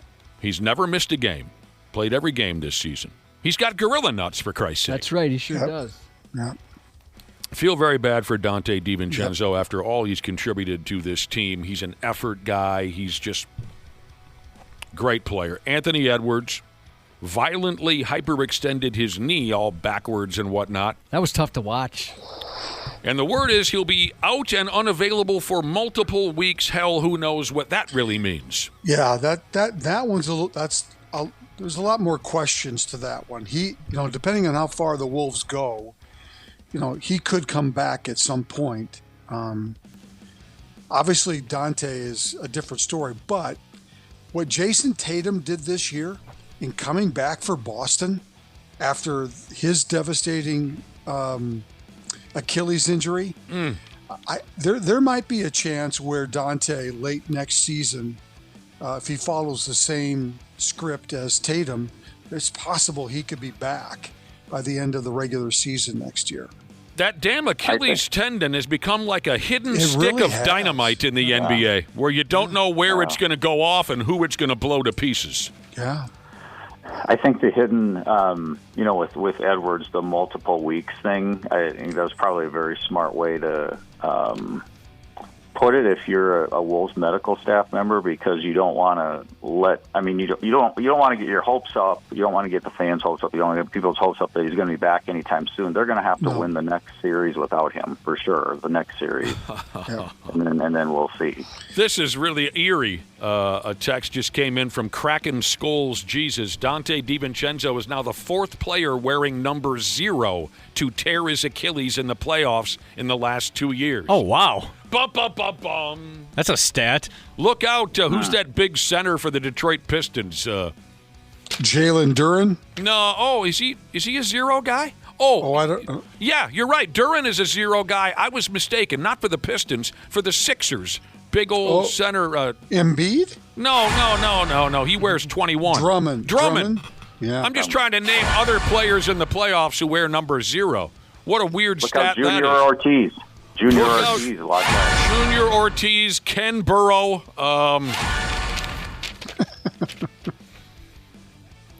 Yeah, you're right. I mean, what was his name again? You just said it. Tatum O'Neal, whatever his name is from Jason Tatum. His Achilles popped. Tyrese Halliburton of the Indiana Pacers.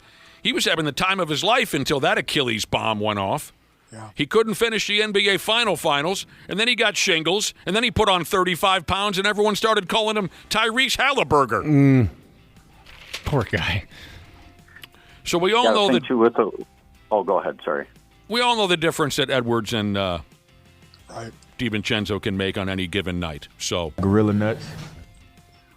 I mean, Randy said it too. I think that their bench was already, the Wolves bench was already thin. Those 5 starters tonight are probably going to have to play 40 minutes each. Well, Shannon's playing, so for all those that were belly aching, he got in 7 minutes the other night. Yeah, he's playing. So Damian they're Lillard, super thin.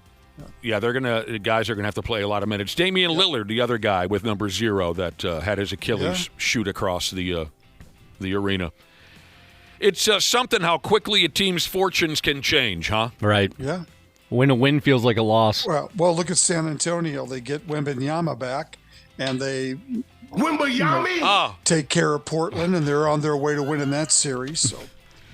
So yeah, tonight the Wolves and Nugs are set to play Game 5 in Colorado. The good news is the Wolves hold a 3-1 lead in the series, and they just proved they can beat Denver no matter who's on the floor. So F it. The game time sucks. We don't need to get into that. Put the Nuggets out of their misery, for Christ's sake. Do it tonight and be dicks about it. Denver is almost an 11-point favorite tonight. Oh yeah, despite the fact they're on the verge of losing the entire series. Yeah, big favorite tonight. What is this? People are sending in all kinds of eerie NBA stats about injuries and whatnot. Oh, this is a proposed trade in the offseason. I don't want to hear about that just yet. Let us wrap this. Let us go as far as we can this year before we start talking about trades for next season. But the Nuggets seriously are going to have nightmares about these last 3 games against the Wolves. No matter how this series turns out. Oh, for sure. They're going to have nightmares. How about this? Apparently this is a true story. Says here, when Jokic got out the shower after the ball game there Saturday, he realized that someone had stolen his drawers. Now, the first thing I was thinking of was some psycho fan that got in the locker room. We've heard those stories from the Super Bowl before where some unauthorized goofball got into the locker room and steals Tom Brady's jock itch or whatever, his jersey or his jock itch cream or something. But I guess this was all a panic over nothing. According to folks who were there, Jokic gets out the shower and he becomes panicked and irritated, and he even hollered out loud, "Somebody stole my underwear." He looks everywhere. He couldn't find his undies. But after a while, someone noticed that he had him hanging on a hook in his locker or something. Dumbass. And he was finally able to tuck away his rod and balls before anybody had to puke. Oh. He was out of sorts. Yeah, he was probably pissed off. He's frustrated. I wonder if you thought, Jaden did this. I'm sure that was the first culprit that came to mind. Wouldn't that have been the perfect ending to the story? Yes. Jaden McDaniels puts on like a arena staff outfit or something, sneaks into the locker room. And just takes his undies, not his wallet, not his phone, just the undies. That would be frustrating. Can you imagine Jokic's D swinging around the locker room? God, I'd be diving for the exits. But he found his underwears, Randy. Well, that's a good thing. Reminds me of that old Mark Parrish story when Mark told us this story on the air years ago when Mark Parrish came out of St. Cloud State, landed with the Florida Panthers. He's a rookie, and his buddies are blowing up his phone saying, dude, you're in the locker room? Like, you're with the Panthers right now? You're in the locker room? Yeah, I'm in the locker room. And his buddy said, steal Dino Ciccarelli's jockstrap. Because living legend Dino Ciccarelli was still playing in the league, and, Parrish was a rookie and Dino was 40, or whatever. And his buddy said, do us one favor. Steal Dino's jock. I don't know if Parrish ever went through with it. I'd have that. Denver is probably viewing this as a one-game series now. They probably feel like they're going to win tonight, and they probably feel like Game 6 will be their Game 7. And if they can, win Game 6, then they'll feel pretty good about. I'm sure they're not feeling horrible about the situation. Yeah, the series is not over. Despite being down 3-1, they know it's far from over. Anyone with a brain, especially after seeing DiVincenzo and Edwards go down, everyone with a brain should know this is far from over. Oh, what do we got going on now? Oh, the other NBA results from yesterday. Let's see. Toronto and Cleveland are tied in their series. San Antonio's up 3-1 on Portland. Boston's up 3-1 on Philly. Jesus, the Houston Rockets have been a massive disappointment. I mean, they won yesterday, but they're down 3-1 to the Lakers. I thought that they would maybe just put the Lakers away. What the hell's wrong with Durant? Why can't Durant play basketball? Because he's my age. 75 years old, yeah. Durantula, thanks for nothing, douche. Yeah, remember the people who wanted him here? Yeah, I was one of them. Thank goodness he didn't want to be here. Oh, right. That's right. He didn't want to be here. Yep. All right. Well, there were some bad vibes going around last week surrounding the Pigs. When they lost back-to-back games to the Dallas Stars in this here quarterfinal series, we got quite a few text messages here at the program saying things like, here we go again. Another text said, different team, different year, same result. Another text said, oh, the years of publicity and the fashion shows and radiothons for nothing.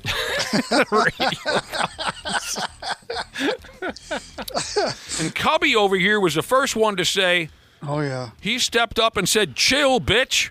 Yep. It's going to be a long series. Cubby said it's going to be a long series. He said, hell, the NHL gave us a 2-week window to win this series. We're going to use every minute of that 2-week window. After a terrific win in overtime Saturday night here in town, the Pigs and Stars are right back where they started with an even series. She's a best of 3 now, with the series tied at 2 wins apiece. We got to wait until tomorrow night for what they always call in the business, they always call it the pivotal Game 5. I went to Saturday night's game. Terrific. It was, Josh, as I predicted, a carnival-like atmosphere. We looked wild on TV, that's for sure. Pardon the pun. Yeah, it looked like it was everybody's going nuts. They had a sold-out crowd. They had a good crowd. Both goaltenders, again, put on a pretty good show. Damn. Those fellers made some nice saves. Could have gone either way. Like I said from the get-go with this series, flip a friggin' coin. Our guy Marcus Foligno scored an exciting exciting goal that tied her up late in the third period. That was a working man's, tough guy, gritty, blue-collar. Give me another cliche, Josh. Lunch pail. Lunch pail, average, everyday jabroni type of a goal. So, they're just getting started. They're going to get her going again tomorrow night in Texas. This ought to be good stuff. Yes. So I had one personal highlight from attending the game Saturday. Went into the John to hang it. And you can bet your life on it when there's ever a big crowd, big line for the men's room. You hear the same friggin' jokes over and over again. Is this where all the dicks hang out? Ha, ha, ha. Do you think this guy would mind if I piss in his back pocket? Ha, ha. Shake it more than once, you're playing with it, right? And I get a little aggravated. I mean, just shut up and piss. Why do we got to trade the same tired jokes you've been hearing for 50 years? Finally, somebody landed a fresh, original line. At least I'd never heard it before. Oh, also, what's the cliche conversation anytime you're in a long line at the pisser at a modern-day ball game? They got to shoot. Oh, no. Referring to the pisser, Randy Shaver, specifically. Referring to the bathroom. Okay. They'll always bring up, remember the troughs at the old Metrodome? Those were easier or those were worse, right? I miss those. You can count on it. Someone's going to make the same dick jokes, and someone's going to bring up the trough at the old Metrodome. The trick there was how close do you get to the guy next to you? I put my arm around him. Hey, friend. Yeah. Hey, Randy, or what's your name again? Brad Ryder? Sometimes you just got to get shoulder to shoulder, you know. Yeah. I'm not too worried about that, but that sort of goes along. So I'm hanging it next to this dude, and he says, and I was waiting on it, he says, man, I do kind of miss the old troughs at the old Metrodome, right? Mm-hmm. And I said, oh, yeah. But then he hit me with a fresh one. He did. He said, I got to admit, there was one drawback, though. It was a little bit of an ego killer. Agreed. That's why I don't miss those at all. And I thought, that's a great friggin' line. I laughed out loud. That's a great line. It was an ego killer for some. Speaking of lines at the bathroom at events, I went to First Wrestling. They had a show at the Uptown VFW on Saturday night. A lot of fun as always. Those men and women are so talented. Any marks? Oh, yeah, one. The biggest mark we know, referee Rob Page. There's always going to be a few marks. There's got to be a mark there. But, they do a little intermission situation to sell some merch and let people go to the bathroom. The line for the men's room was quite a bit longer than the line for the women's room. I would think so. Mm-hmm. Yeah. Quite a bit longer. Certain events you go to, it's just like Megadeth. Not one woman there, I don't think. But I heard from guys that went to the Taylor Swift show, they had no problem. What is this? Okay, no longer Mopar Jesus texted in. Did you see the start time of the Pigs game tomorrow? No, I did not. What is it? 7. It'll be a nice. That's a pleasant surprise. I was expecting him to. I was expecting him to say 10:45. No, okay, it's all good. Oh, that's great. That's great. But I have to confess, I've never let the children watch a hockey game. I have a theory that children imitate what they see on a TV screen. If they see violence, they'll become violent. If they see someone stick up a bank, they'll stick up a bank. Heroin, you name it. No, I missed this also, even though I was live at the hockey game there Saturday. Somebody said after Marcus scored the goal, he patted Ottinger, the goaltender for Dallas, he patted him on the head. Oh, I must have missed that. I was watching. I would imagine. Well, hopefully we'll talk to Marcus in a couple of days. This Wednesday would be his normal time to join us. I mean, obviously, if he has to alter his schedule because of this or that, we totally understand. But I'd like to ask him about that. I would assume that was not Marcus saying, anything. I would imagine that wasn't meant to be smart-ass. That was probably Marcus just being a good sport and a nice guy. Are we off on Wednesday? Oh, right. Yeah. Oh, so maybe next week? Yeah. Oh, I emailed to see if we could get him on tomorrow. Okay. Oh, okay, cool. Maybe we'll get a chance to. But I don't know. You guys tell me. I mean, Marcus has a job out there, and his job is to bust chops and be a prick here and there and be the policeman for the club. But I don't see him as the type of guy that would have pat the goalie on the head and say, there you go, bitch, or something. I don't see that out of him. Now, at the end of the day, he respects the game and respects what he's got to do and respects the other players. I don't know about that respect the game. Oh, because of the empty net The goals? empty net. Oh, Yeah. sure. Okay. He scored. After he patted the goalie on the head, then Jaden McDaniel scored an empty net goal. He's scored too many empty net goals for me to say he's the type of guy that respects the game. Fair enough. Oh. All right. Oh, the other scores from the National Hockey League, you say? I heard you ask out loud about it. Buffalo beat Boston, so they're up 3-1 in that series. Colorado's all done with the Los Angeles Kings. They win the series in 4 games. And I know this will likely go nowhere, but that'll be the last game for Anze Kopitar of the Los Angeles Kings, who played 20 years with that friggin' club. Very talented guy, tough guy. I think I heard yesterday that he played 20 years. 15 of those 20 years, he never missed a game. Wow, that's incredible. Tampa Bay, Montreal, that series is tied. Anaheim has a 3-1 series lead on Ed Mental. Oh, okay, I had forgotten this part. Yes, a listener texted in and said Marcus had fallen on top of the goaltender after his goal. He was probably just apologizing for falling on him. Yeah, that's probably it. I forgot that. He kind of squashed the dude after the goal was scored.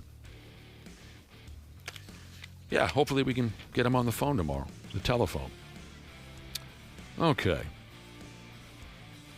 According to a website called Bro Bible, these are the best players in NHL history who never played on a Stanley Cup winning club. They played for years and years. Now, that Kopitar with the Kings, I think he won 2. Here are the guys, the best, according to Bro Bible, who never played on a Stanley Cup winning club. Joe Thornton, sure. Went to the Cup once, didn't win it. Henrik Lundqvist, okay, go along with that. Pavel Bure, quicker than a hiccup he was. If you're a young person, a lot of what the Russian kid does here for the Pigs reminds me of Pavel Bure. Like a friggin', what do you call that, Josh? Like a water bug.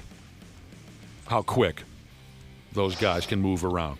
Ooh, the greatest goal scorer in Minnesota Wild history, Jarome Iginla. Makes the list. Never won a cup. Great player. Patrick Marleau, Adam Oates. You know, Hull sucks Oates. That's a good line. In 1991. I don't know what you're saying. Again, with the 91. In 91, when the Stars played the Blues in the Norris Division Final Series, the Blues featured Brett Hull and Adam Oates, and there was a guy in the parking lot before one of the games that was selling a T-shirt that says Hull sucks Oates. And I bought one, and I put it over my head, and I had a good time. Matt Sundin, Marcel Dion, Roberto Luongo. According to Bro Bible, those are the best players in NHL history to never win a... I can live with all that, but I have one question. Where the hell is Phil Housley on this list? I was just thinking the same thing. Were you really? No. You dick. Sorry. Bobby Smith. Was Bobby Smith a Bobby champion? won a cup. He won a cup. With the Montreal Canadiens in 1986. Okay. But I'm never mad at anybody for bringing up Bobby Smith. Yep. That was a beautiful man. Hey, Randy Shaver, thank you again for hosting your pickleball fundraiser on Friday night. I had a lot of fun, met some nice people, and I walked out of there under my own power. Yes, you did. Good for you. But I'm a little mad at you. Okay. Because Randy Shaver signed himself up to swat a few flies with the beginners, didn't he? Oh, I'll just be here in the corner with the beginners, and maybe I'll shift a little bit to the left and a little bit to the right in order to play. And he signed me up to play pickleball with the intermediate people. Yes, and you did great. Randy, why the hell weren't you with the intermediate people also? You've been playing a lot longer than me. That doesn't mean I'm good. All I know is being intermediate means you're somewhere above terrible and maybe possibly just shy of incredible at pickleball. Wide range, huh? So I played 3 games and I was cooked. But it was really fun. The thing I was explaining to everyone earlier, I really do enjoy playing pickleball. I do. But I just don't have the gas in the tank. You know, you play to 11. By the time the score was 8-7 or 9-8, I was about done. So I was no good to my teammate for those crucial final couple of points. I'm just... Well, the more you play, the better shape you'll get in to be able to handle that. Gotta get in pickleball shape. Pickleball shape. Yeah. I'm getting closer and closer to being shaped like the ball. I want Cubby to be my partner, but he can't play. He's too old now. He has glasses. Wear goggles. Oh, yeah, you know what? Sports goggles. I love the sport goggle look. Rec specs. Rec spec, yeah. So I know you got some money in the bank for your research fund, and we had a good time, Randy. Yeah, it was good. I appreciate everybody that took part on Friday, Saturday, and then yesterday morning they finished up with the high-level players, and it was a great weekend. My thanks to Drop Shot, Justin and John, who own Drop Shot. Thank you so much for letting us come out there and have that event again this year. Yes, Drop Shot. Nice people. I had a final thought, and I lost it. I do want to apologize to a couple of listeners who showed up, and at the ass end of the night, they walked up to me and said, any chance you're going back out there? And I said, absolutely not. I am done. You know your limits. The Twins are officially in a rut, a slump. This is kind of what most folks expected to see. They were swept smooth out of town in Tampa Bay. They've lost 5 in a row and 9 of their last 10. Yeah. I wasn't able to see much baseball over the weekend, but I read a couple of articles calling the Twins' performance in Tampa Bay a, quote, snooze fest. Yep. The shine is off the apple. Oh. Yeah, I suppose you could say that. Someone just texted in, sorry, a trivia question. What jersey number was Bobby Smith? With the North Stars, this could be a trick question because he actually wore 2 different jersey numbers in his 2 different stints with the North Stars. In his early days, he wore number 15, and then when he came back, he wore 18 because Dave Gagne already had jersey number. What time is it, Josh? 8:04. The Twins. They're back at home now for a stretch of games. I don't know if they'll be able to play tonight with the rain, but they open a series with the Seattle Mariners. A rookie pitcher called Connor Prelip is going to start the game. If you missed his big league debut a few games ago, he looked pretty decent. Yeah, he was good. But they've fallen into a little bit of a hole here. I think this month could be interesting because I've got a feeling that they're going to start to look at what's going on in St. Paul and start maybe pulling some of those everyday players and giving them a chance to play. I think that's going to start to happen here. There's a couple players over in St. Paul that are pretty intriguing right now if you're paying attention at all. Yep, and I think you got to do that. I think you got to. I mean, nobody expected them to win a championship this year, but I think with some young players on the verge of possibly making it to the big leagues, I think you got to give them a look. So I think that's coming faster than most people would have thought. Dude, because if the season ended today, they would miss the playoffs. That's correct. That's correct. It's truly unbelievable that we had to come back to that. I have no... just for the record, it wasn't me. No, I know it was... I have no problem with him dragging some guys up from the Saints ball club. And No. All right, Bug-Eye Wagon Jesus has texted in a question. Back to Marcus Foligno scoring his goal Saturday night, and he fell on top of the goaltender, and then he patted him on the head. Bug-Eye Wagon Jesus wants to know, did you pat the guy on the head that you fell on at the orgy? It's kind of a loaded question if you think about it. Yeah, which head? Oh. Yeah. And how are you patting? Yeah, you should clear that up if somebody hasn't heard that story before. There was a thing that happened years ago where people were all having sex on a beach. And I was one of them. And I fell. I was what were you wearing? I was transitioning from one part of the orgy to another. What's that? What were you wearing? I forgot. Not a damn thing. What was the other guy wearing? Nothing. Nothing. Nobody was wearing it. And I fell, and we had a head-on collision. After all these years, I think. I don't know if I ever asked you this after all these years. Did you ever run into him afterwards? Nope. That's good. No. Have you an awkward buffet line in the morning? I meant figuratively, not literally run into him. He was very understanding after we collided in the way that we did. He was very understanding. I'm sure that's not that uncommon. I felt silly about it. I did, Josh. I felt really silly. Were you drunk? Oh, are you kidding me? Must have been. Absolutely not. A lot of red stripes? Son of a bitch, I was no, I just said sorry, and he said, yeah, it's all right, bro. It happens. Yeah. Yeah. I mean, you've got other things on your mind at the time, so. For Christ's sake. You're gonna move on. So, Minnesota baseball fans aren't exactly the happiest crowd these days. So, in turn, they've been staying away from watching ball games in person at Target Field for the most part this season, and even leaking back to haven't had the greatest attendance. It turns out, for very different reasons, big league players from opposing ball clubs don't want to play here either. A website called The Athletic likes to poll players and get their thoughts on this and that. They often ask big leaguers about their favorite and least favorite road trips. Minneapolis and Cincinnati came in tied as the worst road cities in Major League Baseball. We must be too boring, maybe, for the average young big league ball player. I guess I find that really hard to believe that Minneapolis would be on that list. But, I mean, I can see it like this time of year when the weather's, in the 40s and raining. And I think that plays a big factor.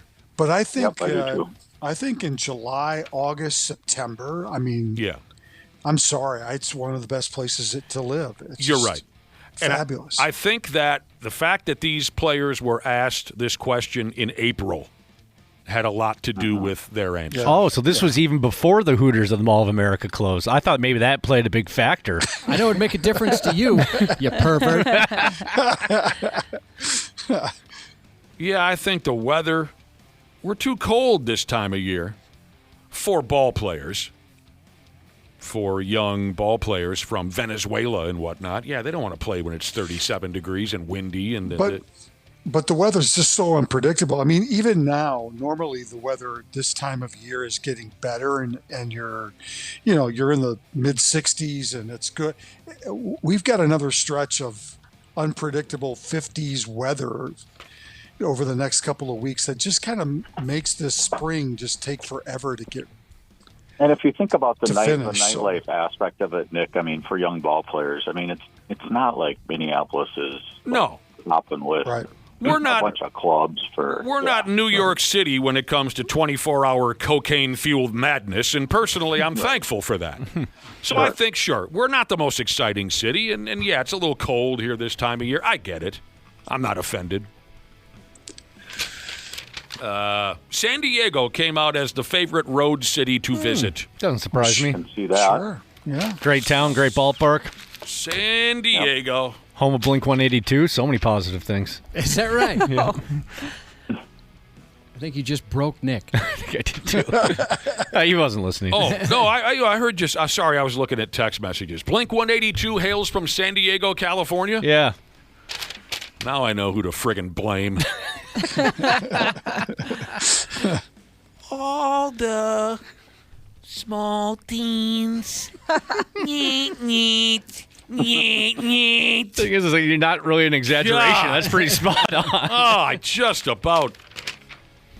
Boston Red Sox have had a piss-poor start to their season, so they canned their skipper. The day after they win by 17 runs or something? They fired Alex Cora, and they also tossed 4 members of the coaching staff out onto the sidewalk. That's pretty crazy. I mean, it's one thing to just fire the manager. It's another thing to tell 4 of the coaches, you're done too. You guys get the hell out of here too. Yeah, that's crazy. There was a new guy with the Red Sox, was so nervous he was going to get fired too. He was spotted in the corner of the clubhouse puking his guts out, but they kept the new guy. He's safe for now. This is funny. A Florida high school baseball team lost a playoff game because the seniors all said, hey, look, we like baseball and all that, but it's prom night, and I'm going to go out and try to get me some. Hell yeah. Somebody screwed up and scheduled a Florida high school baseball playoff game on prom night for one of the schools. That's a mistake in the first place. You leave that date alone. Right. You let these peckerheads go to prom. But it was, and the coach was like, wait a minute, what? And the senior said, sorry, I like baseball. But I'm going to prom. So many senior players chose prom over baseball that this ball club was left with a pile of JV ninth graders who didn't know what the hell they were doing. So they got stomped. Kind of similar. My senior year of high school, we lost in the section championship game in football to Lakeville North. And, afterwards, everybody's kind of emotional because, once you play your last football game, 95% of people never play the game again. So there's some emotion there and stuff. And then it's Friday night. And the next day was, there was a party going on. And we made a vow we weren't going to drink during the football season. And then one guy in the back of the bus goes, well, I guess the good news is we can drink at Haley's party tomorrow. And that kind of lifted our spirits a little bit. Yeah, all right, yeah. That is the good news. Yeah, it reminds me of when I was in high school and our effing hockey coach scheduled a practice at 9 p.m. on New Year's Eve. Yeah, no thanks, dickhead. What? Nice try, dude. I think 3 guys showed up, and I wasn't one of them. We told them, too, the prior game. We said, hey, that New Year's Eve practice? Yeah, no.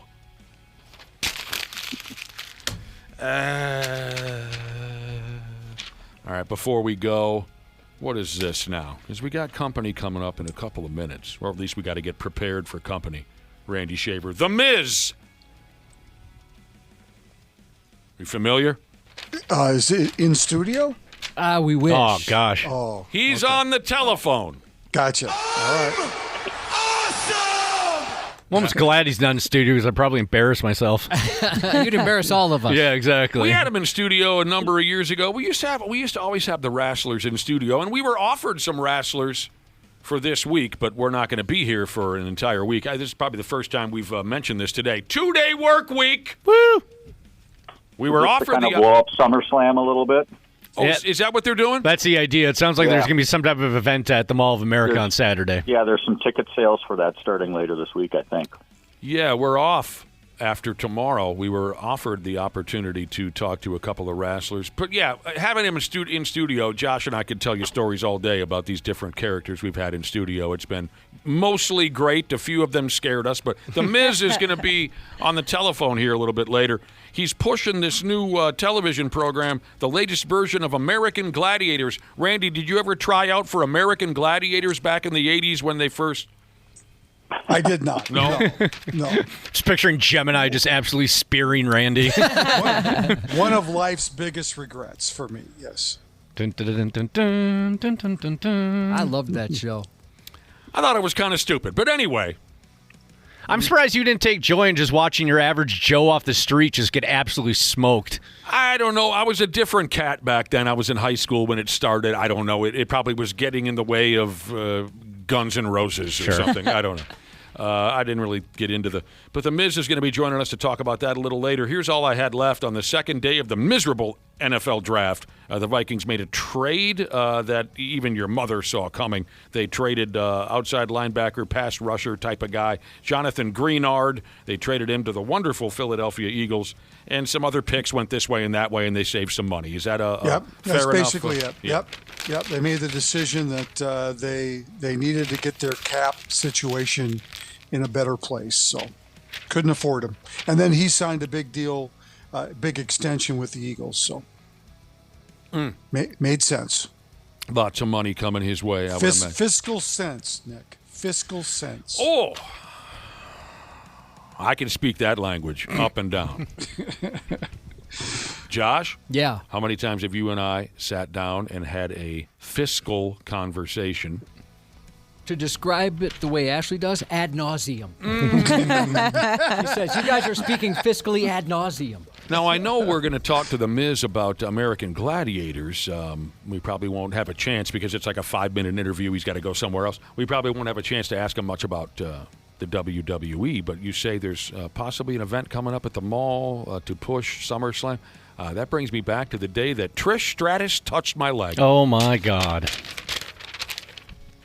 Many years ago, me and the Big Al went out to the Mall of America for some kind of big party. Maybe they were pushing tickets to this or that. I don't remember, but the special guest that day was Trish Stratus, one of the most gorgeous creatures who have ever. And Al and I got to go, meet her, and then I introed her at the thing. But she touched my leg, and I was 1,000% stratified. And she looked at me. Wow. Yeah. All that is true. Big Al was there. He can back me up. Coming up next, we're going to have a quick chat, like we were saying, with the damn Miz. Nowadays, he's working for American Gladiators. We'll talk to the sumbitch here in a couple minutes. The 93X Half-Assed Morning Show. What's going on, podcast pimps? Dana here to once again sing the praises of Standard Heating and Air Conditioning. I got on the ball early. I already got my AC tuned up for summer, and I think you should too. An AC tune-up means better efficiency, fewer breakdowns, and peace of mind before we get choke slammed with heat. And right now, it's their early bird special. $45 off an AC tune-up or $90 and you add your furnace in as well. Smart folks like me don't wait for the first 80-degree day. We plan ahead. Book by May 25th and check it off your list at standardheating.com. Providing the comfort you deserve since 1930. Years of hard work, and now you've got pain in your back, your shoulders, your knees, maybe your joints. You need help. Randy Shaver here with the answer. Dave Bialke. He's got over 30 years experience in getting workers' compensation benefits for people just like you. Don't suffer. Call Bialke Law today, 763-571-2410, or go to bialkelaw.com. That's BIALKE law.com. And it spells relief for you. You gotta listen to the Real Talk Roadie podcast with 92 Pro FM's Becca Berger. Can't wait to get into this week's episode with you. The drama and those little details only locals would appreciate. This week. Every episode, Becca is unpacking the biggest moments, the Rhode Island connections, the shade, the sparkle, all of the wait, did that really happen moments. Find the Real Talk Roadie podcast at 92profm.com, on the free Pro FM app, or wherever you get your podcasts. Half-Assed Morning Show. They are in an alternate reality than ours. They are in that rock and roll rock reality. They surround themselves with these professional dickheads. And I'm not even really sure if they're aware, you know? I don't think they're aware of how much they suck. 93X rocks. Is it about time we grab this telephone call? Waiting on it. We're waiting on a telephone call. We got a couple people calling in here. Hopefully any minute. The hosts of American Gladiators on Amazon. How do you say it, Josh? Amazon Prime Video. Amazon Prime Video. We were talking earlier about the old American Gladiators show that first started up. I was a high school kid, late 80s.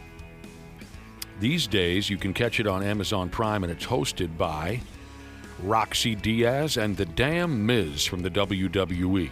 So there have been various... Didn't Hogan host some style of this program? We'll have to ask. As we pick up the telephone, we got two people waiting on us over there. The hosts of American Gladiators on Amazon Prime Video. From what I understand, the final 4 episodes of the season are coming out this Friday. So welcome to the 93X Half-Assed Morning Show, Roxy Diaz. And had LeBron James been born in Kentucky, he would have been the guy to put Cleveland on the map. The damn Miz. Good morning to both of you. Very good morning. Good morning. It was good that LeBron came out of Akron and went to Cleveland and brought us a championship that we needed, and still on a high that we were able to win the NBA championship. And to be honest, I think we can do it again. I think we got the team. Well, we would root against that, being Minnesotans with the Timberwolves in the mix. I mean, I wouldn't mind seeing your Cleveland Cavaliers again. I don't think they're good enough. It's coming off hot. They're not good enough. So what you can do when they lose the playoffs, you guys can turn it over to Prime Video, to the new American Gladiators. You can watch that. We got you covered. So here's a guy in the top 10 for the past 2 weeks since it's been out. We've been in the top 10 of Prime Video this entire time. It's been wildly popular. People have been talking about it, and we bring the nostalgia of the old and bring it to the new. And I'm telling you, you're gonna love it. I look forward to seeing it. I'll admit that I haven't not seen the newest edition, the edition with you and Roxy, but we were all reminiscing earlier about, the impact the show has had over the years from the get-go in the late 80s. I mean, it was a pretty unique program. Josh and Dana were saying they were all over it. Yeah, I loved that show. And I've seen the first 6 episodes, and you're right, Miz. You guys do a great job of kind of honoring the past while adding, some new flavor to it. It's been a lot of fun. I feel like I'm a 10-year-old all over again watching this thing. That's exactly what we wanted to accomplish when, American Gladiators came back. It's a reinvention of it. We both, like you said, we honor the OGs. We wouldn't be here today if it wasn't for them. But that nostalgic feeling that you're talking about is the same feeling that we get whenever we walked into the arena and we saw the obstacles and the competition live. It was just amazing. And you two play off each other so well during those interviews after each event. It's a lot of fun. You guys are great at it.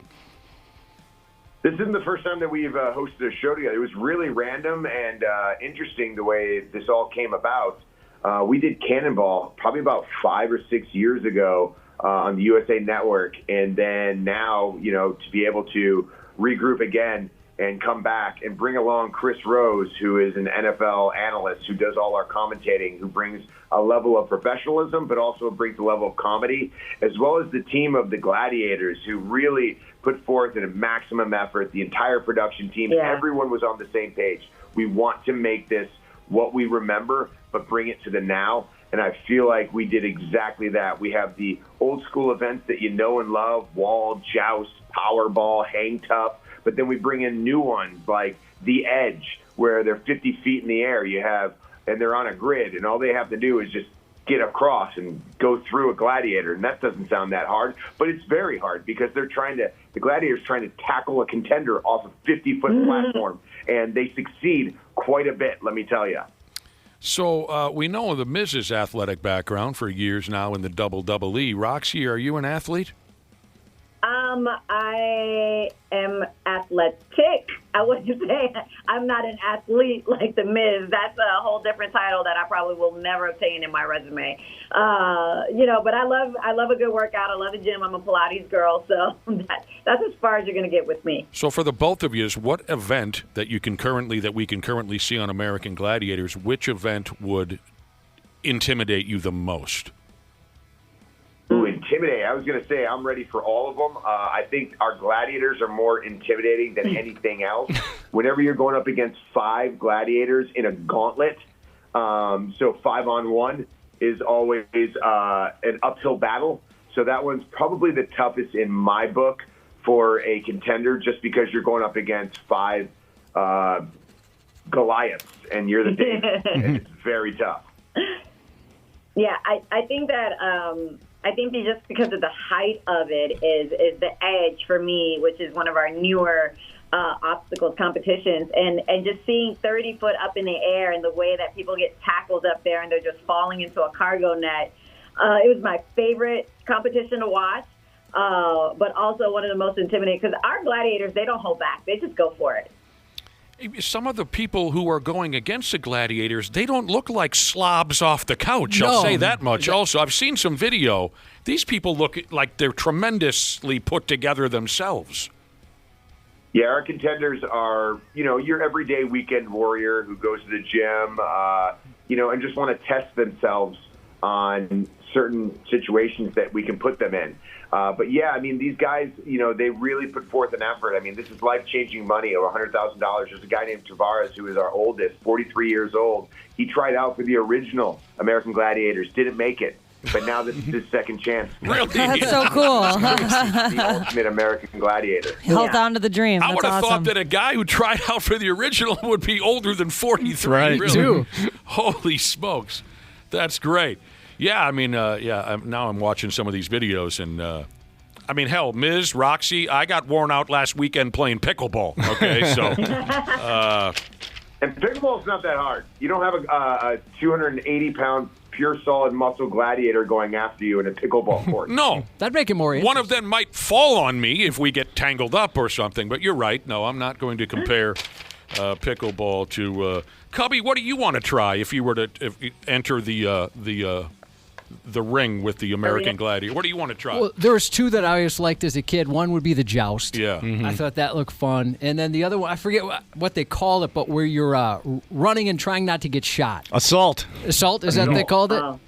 Mm-hmm. Those would be the 2 for me. Basically shooting a Nerf gun at a guy hitting you with tennis balls. My hamster having a hamster wheel, and I always thought they looked like my hamster in the hamster ball wheel. Yeah. Oh, yeah, that looks cool too, actually. This is funny now.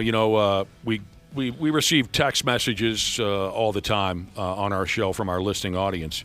And a lot of folks were very excited to hear from Roxy and the Miz here talking about American Gladiators. But we did get one question that cracked me up. It says simply here, who is the vampire guy who Miz is arguing with on Twitter? Yeah, man. How are your testicles right now? He's been giving you a beating the last couple of weeks. I'm glad you've already had kids because that might be out of the cards now. It's the fact that he's an annoyance. He says he curses people, and he says I'm cursed, but I got blown up in a WWE ring. The guy broke into my house. So yeah, he stole your daughter's bike. All these different things. I'm going to take legal action, and we'll see how this prevails. I feel like Nick Aldis, the general manager of SmackDown, needs to take into account that I was blown up. And not only that, but a referee got a cramp in his arm as he was about to count to 3, and I would have been tag team champions with Kit Wilson. Oh, that's terrible timing. So a lot of things happening in WWE, and people are using excuses. I'm not an excuse guy. I'm a doer. So I feel like things need to get in order, and they will get in order. And Danhausen is a problem that I'm going to rid of WWE. That's fantastic. Roxy, is the Miz as awesome as he makes himself out to be? He's actually even more awesomer. He's the most awesome Miz. He's the most awesome Miz. So yes, he is just. He is all that, and what you see is what you get with the Miz. That's not an act, ladies and gentlemen. He'd be lost without you, Roxy. He'd be lost without you. Thank you. We know you guys got to get going. You got multiple people to talk to. I think we screwed up from the get-go. American Gladiators on Prime Video. Prime Video, yeah. Prime Video. And was I correct when I said this Friday the last 4 episodes of the season will be released? Is that correct? Yes, all episodes will be out this Friday on Prime Video. All 10 episodes, you'll get to see the whole season 1, and you'll get to see who wins and who is actually the ultimate American Gladiator. $100,000 on the line. That's awesome. Thanks very much, Roxy and Miz. Good luck with American Gladiators. We'll check it out, and good luck with Danhausen. No need for luck when you're this good. He makes a point. Thank you, Miz. Thank you, Roxy. Thank you. For joining us this morning. Oh, my God. On the 93X Half-Ass Morning Show. Cubby out there on the joust, huh? Pa-pa. Yeah, that looked fun. But who would you want to take on? Of the Gladiators? No, of like it's somebody in your life. Oh, yeah, good question. Somebody under the age of 7. You're not afraid to kick a kid's ass. Not if $100,000 is on the line. That means quite a bit to, that would mean a lot of money to any of us. Half-Assed Morning Show. It's not just the swearing. Did one of you fornicate? Fornicate? Look, I've boned a lot of chicks in my time, sure. But as far as I can recall, I've never fornicated anybody. 93X. That snuck up on me in a big way. Welcome back to the show. It's a 2-day work week around here for us. You can all suck it. Today's our Thursday, tomorrow's our Friday. I don't want to hear it. But we still got to wrap up this nightmare. We got to suck today's chili dog, as they say. We got a few minutes left to do so. Who here is psychic? Are any of you psychic? No. I wish. That'd be sweet. Huh? Do you know anyone personally who claims to be psychic? No. Nope. I've been to one of those before, like at the Renaissance Festival. Maybe even the State Fair. Yeah. A couple times. What'd they tell you? Nothing that ever happened. Oh. I went to one. We were in New York, me and a girlfriend at the time. And we saw it, walking down the street. We saw it. We're like, oh, that might be kind of fun. Let's give that a shot. We get in there, and she starts pulling these cards out, this and that, asks us to draw a card. And she goes, oh, no. This is no good. There is such bad energy between the two of you. You are very incompatible. I was like, oh, well, welcome to New York City. Did that How ruin? long did it last, your relationship afterwards? Oh, the relationship lasted 3 years, and she couldn't have been more right. We were not compatible at all. Fought all the time. Did it affect your vacation in New York City? It did kind of take a little wind out of our sails. I think we moved past it, but in the moment, we were just kind of like, oh, And we owe you money for this now? Yeah, I wouldn't want to pay her. Did the two of you still get it on like rabbits? Absolutely. Yeah. Yeah, psychics. Okay, being a radio morning show for the last 30 years, and at times falling into terrible, typical morning radio gimmicks, we've entertained a psychic or two over the years here, and I always tried my best to be accommodating, but I got to admit, I usually hated those conversations. I never bought a word of it. No, me neither. It was a lot of the same stuff. Yes. And a lot of times, the one we had on forever would say, you know what you need to do? Move out of town and quit your job. I mean, some of these extreme things where we're like, well, wait a minute. This is for entertainment purposes only.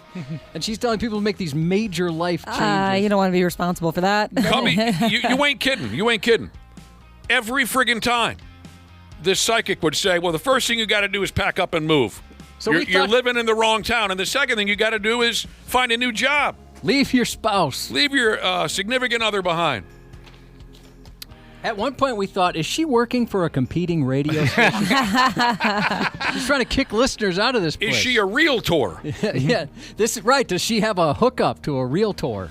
The reason I bring it up is it says here a lot of young people these days believe that they are psychic.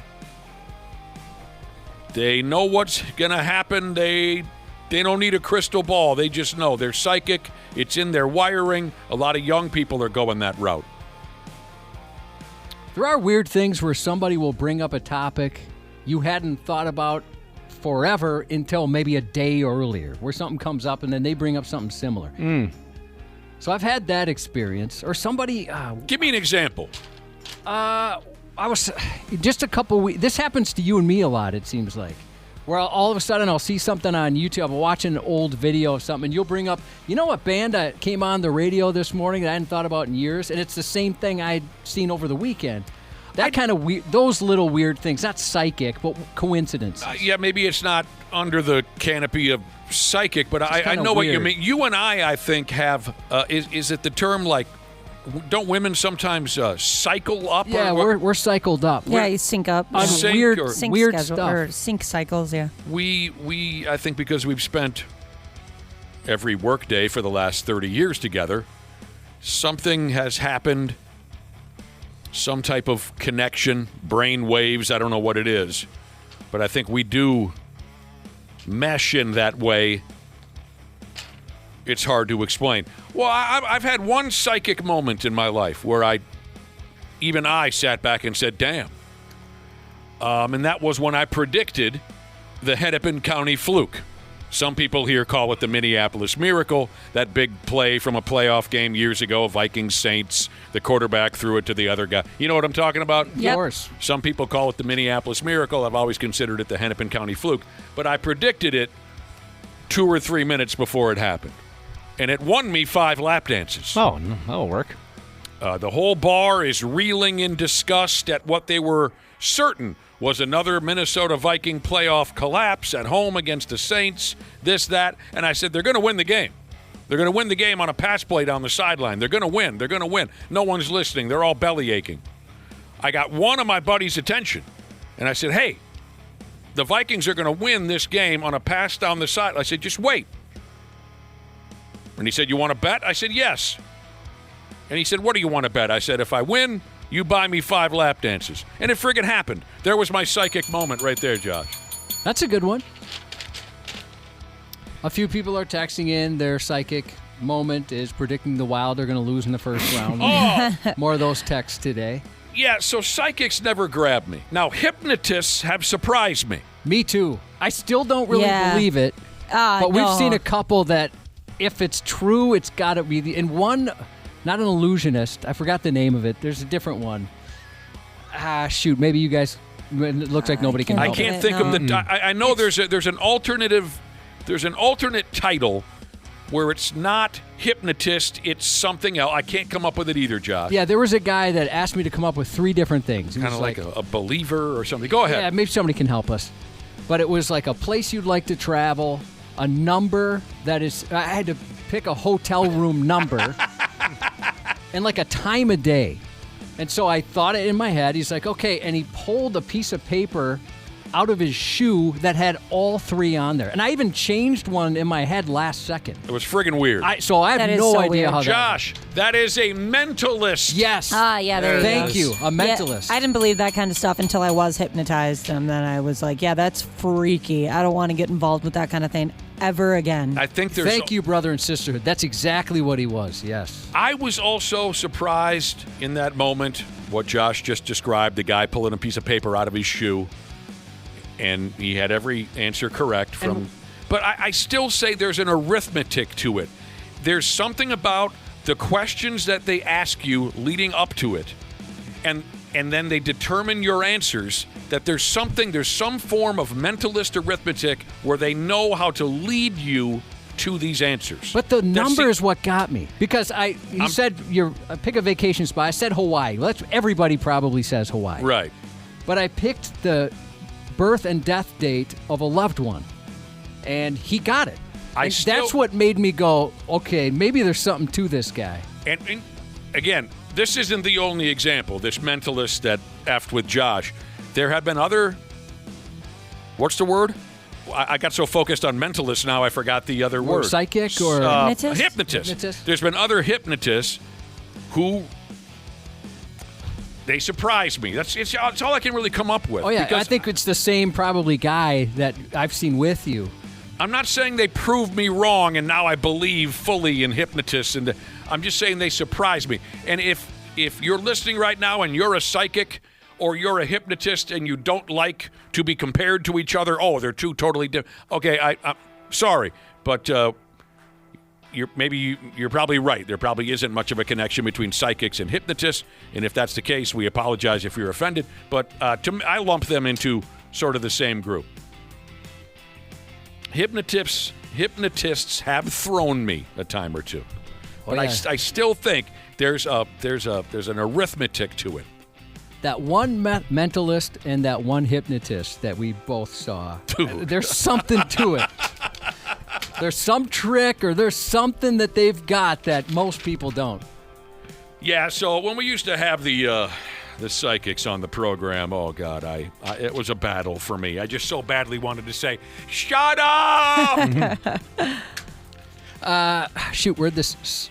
Somebody text in, and I'm sorry, the texts are coming in too quick, but they said there was a time, Ashley, apparently we had a psychic on that said you were going to go on a trip at some point, either in or out state. I do remember that. Oh my God! Can you imagine? Did that ever come true? I don't think that was me. Well, was it? Whoever I wish I was never here when we had one of those people on. I wish that would have been sweet. I like it. I don't even remember a time before you. Would you ever have the balls, Josh, to predict that someone was going to go on a trip, be it in or out state? Would you ever have the balls to say that to somebody? I don't want to look like a damn fool. No way. At some point in the future. It would have been great if they said that to you, though, because you could honestly be like, nope, that's not true. Until recently, I never would have predicted I'd leave the state ever again. Now, here's a theory on that mentalist who got those bizarre questions of yours correct, Josh. A couple of listeners have texted in to say that they stalk you on social media beforehand and learn all about you and follow you. And then when you meet them, then they know all the... I don't know. I mean, I had Facebook for about 10 minutes and I never posted anything. I had Twitter for a little bit and I never posted anything. Very rarely. You were on Grindr. I still am on Grindr. Attaboy. Oh, so there you go. Young people, I guess, these days all consider themselves psychic. And go ahead, knock yourself out. I'm not usually going to buy it, but I wonder what it is. I wonder why young people are...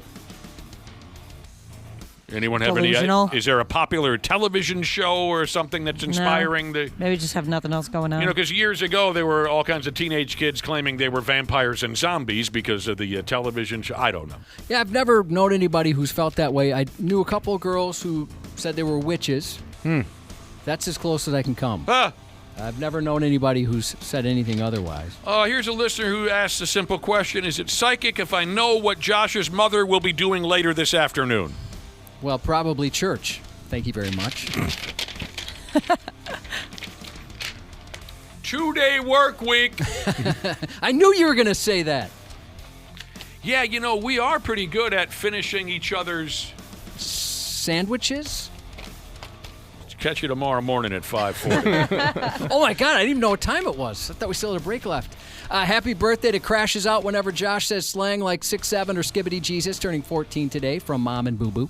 Happy 56 to Bob doing plumbing inspections at the airport from your bro, Uber driver's Uncle Jesus. The airport, like stranger poop. Yeah, that's tough. Yeah, people from out of state poop. Happy birthday to Mudhauler Jesus, turning 54, and he says it's all downhill now.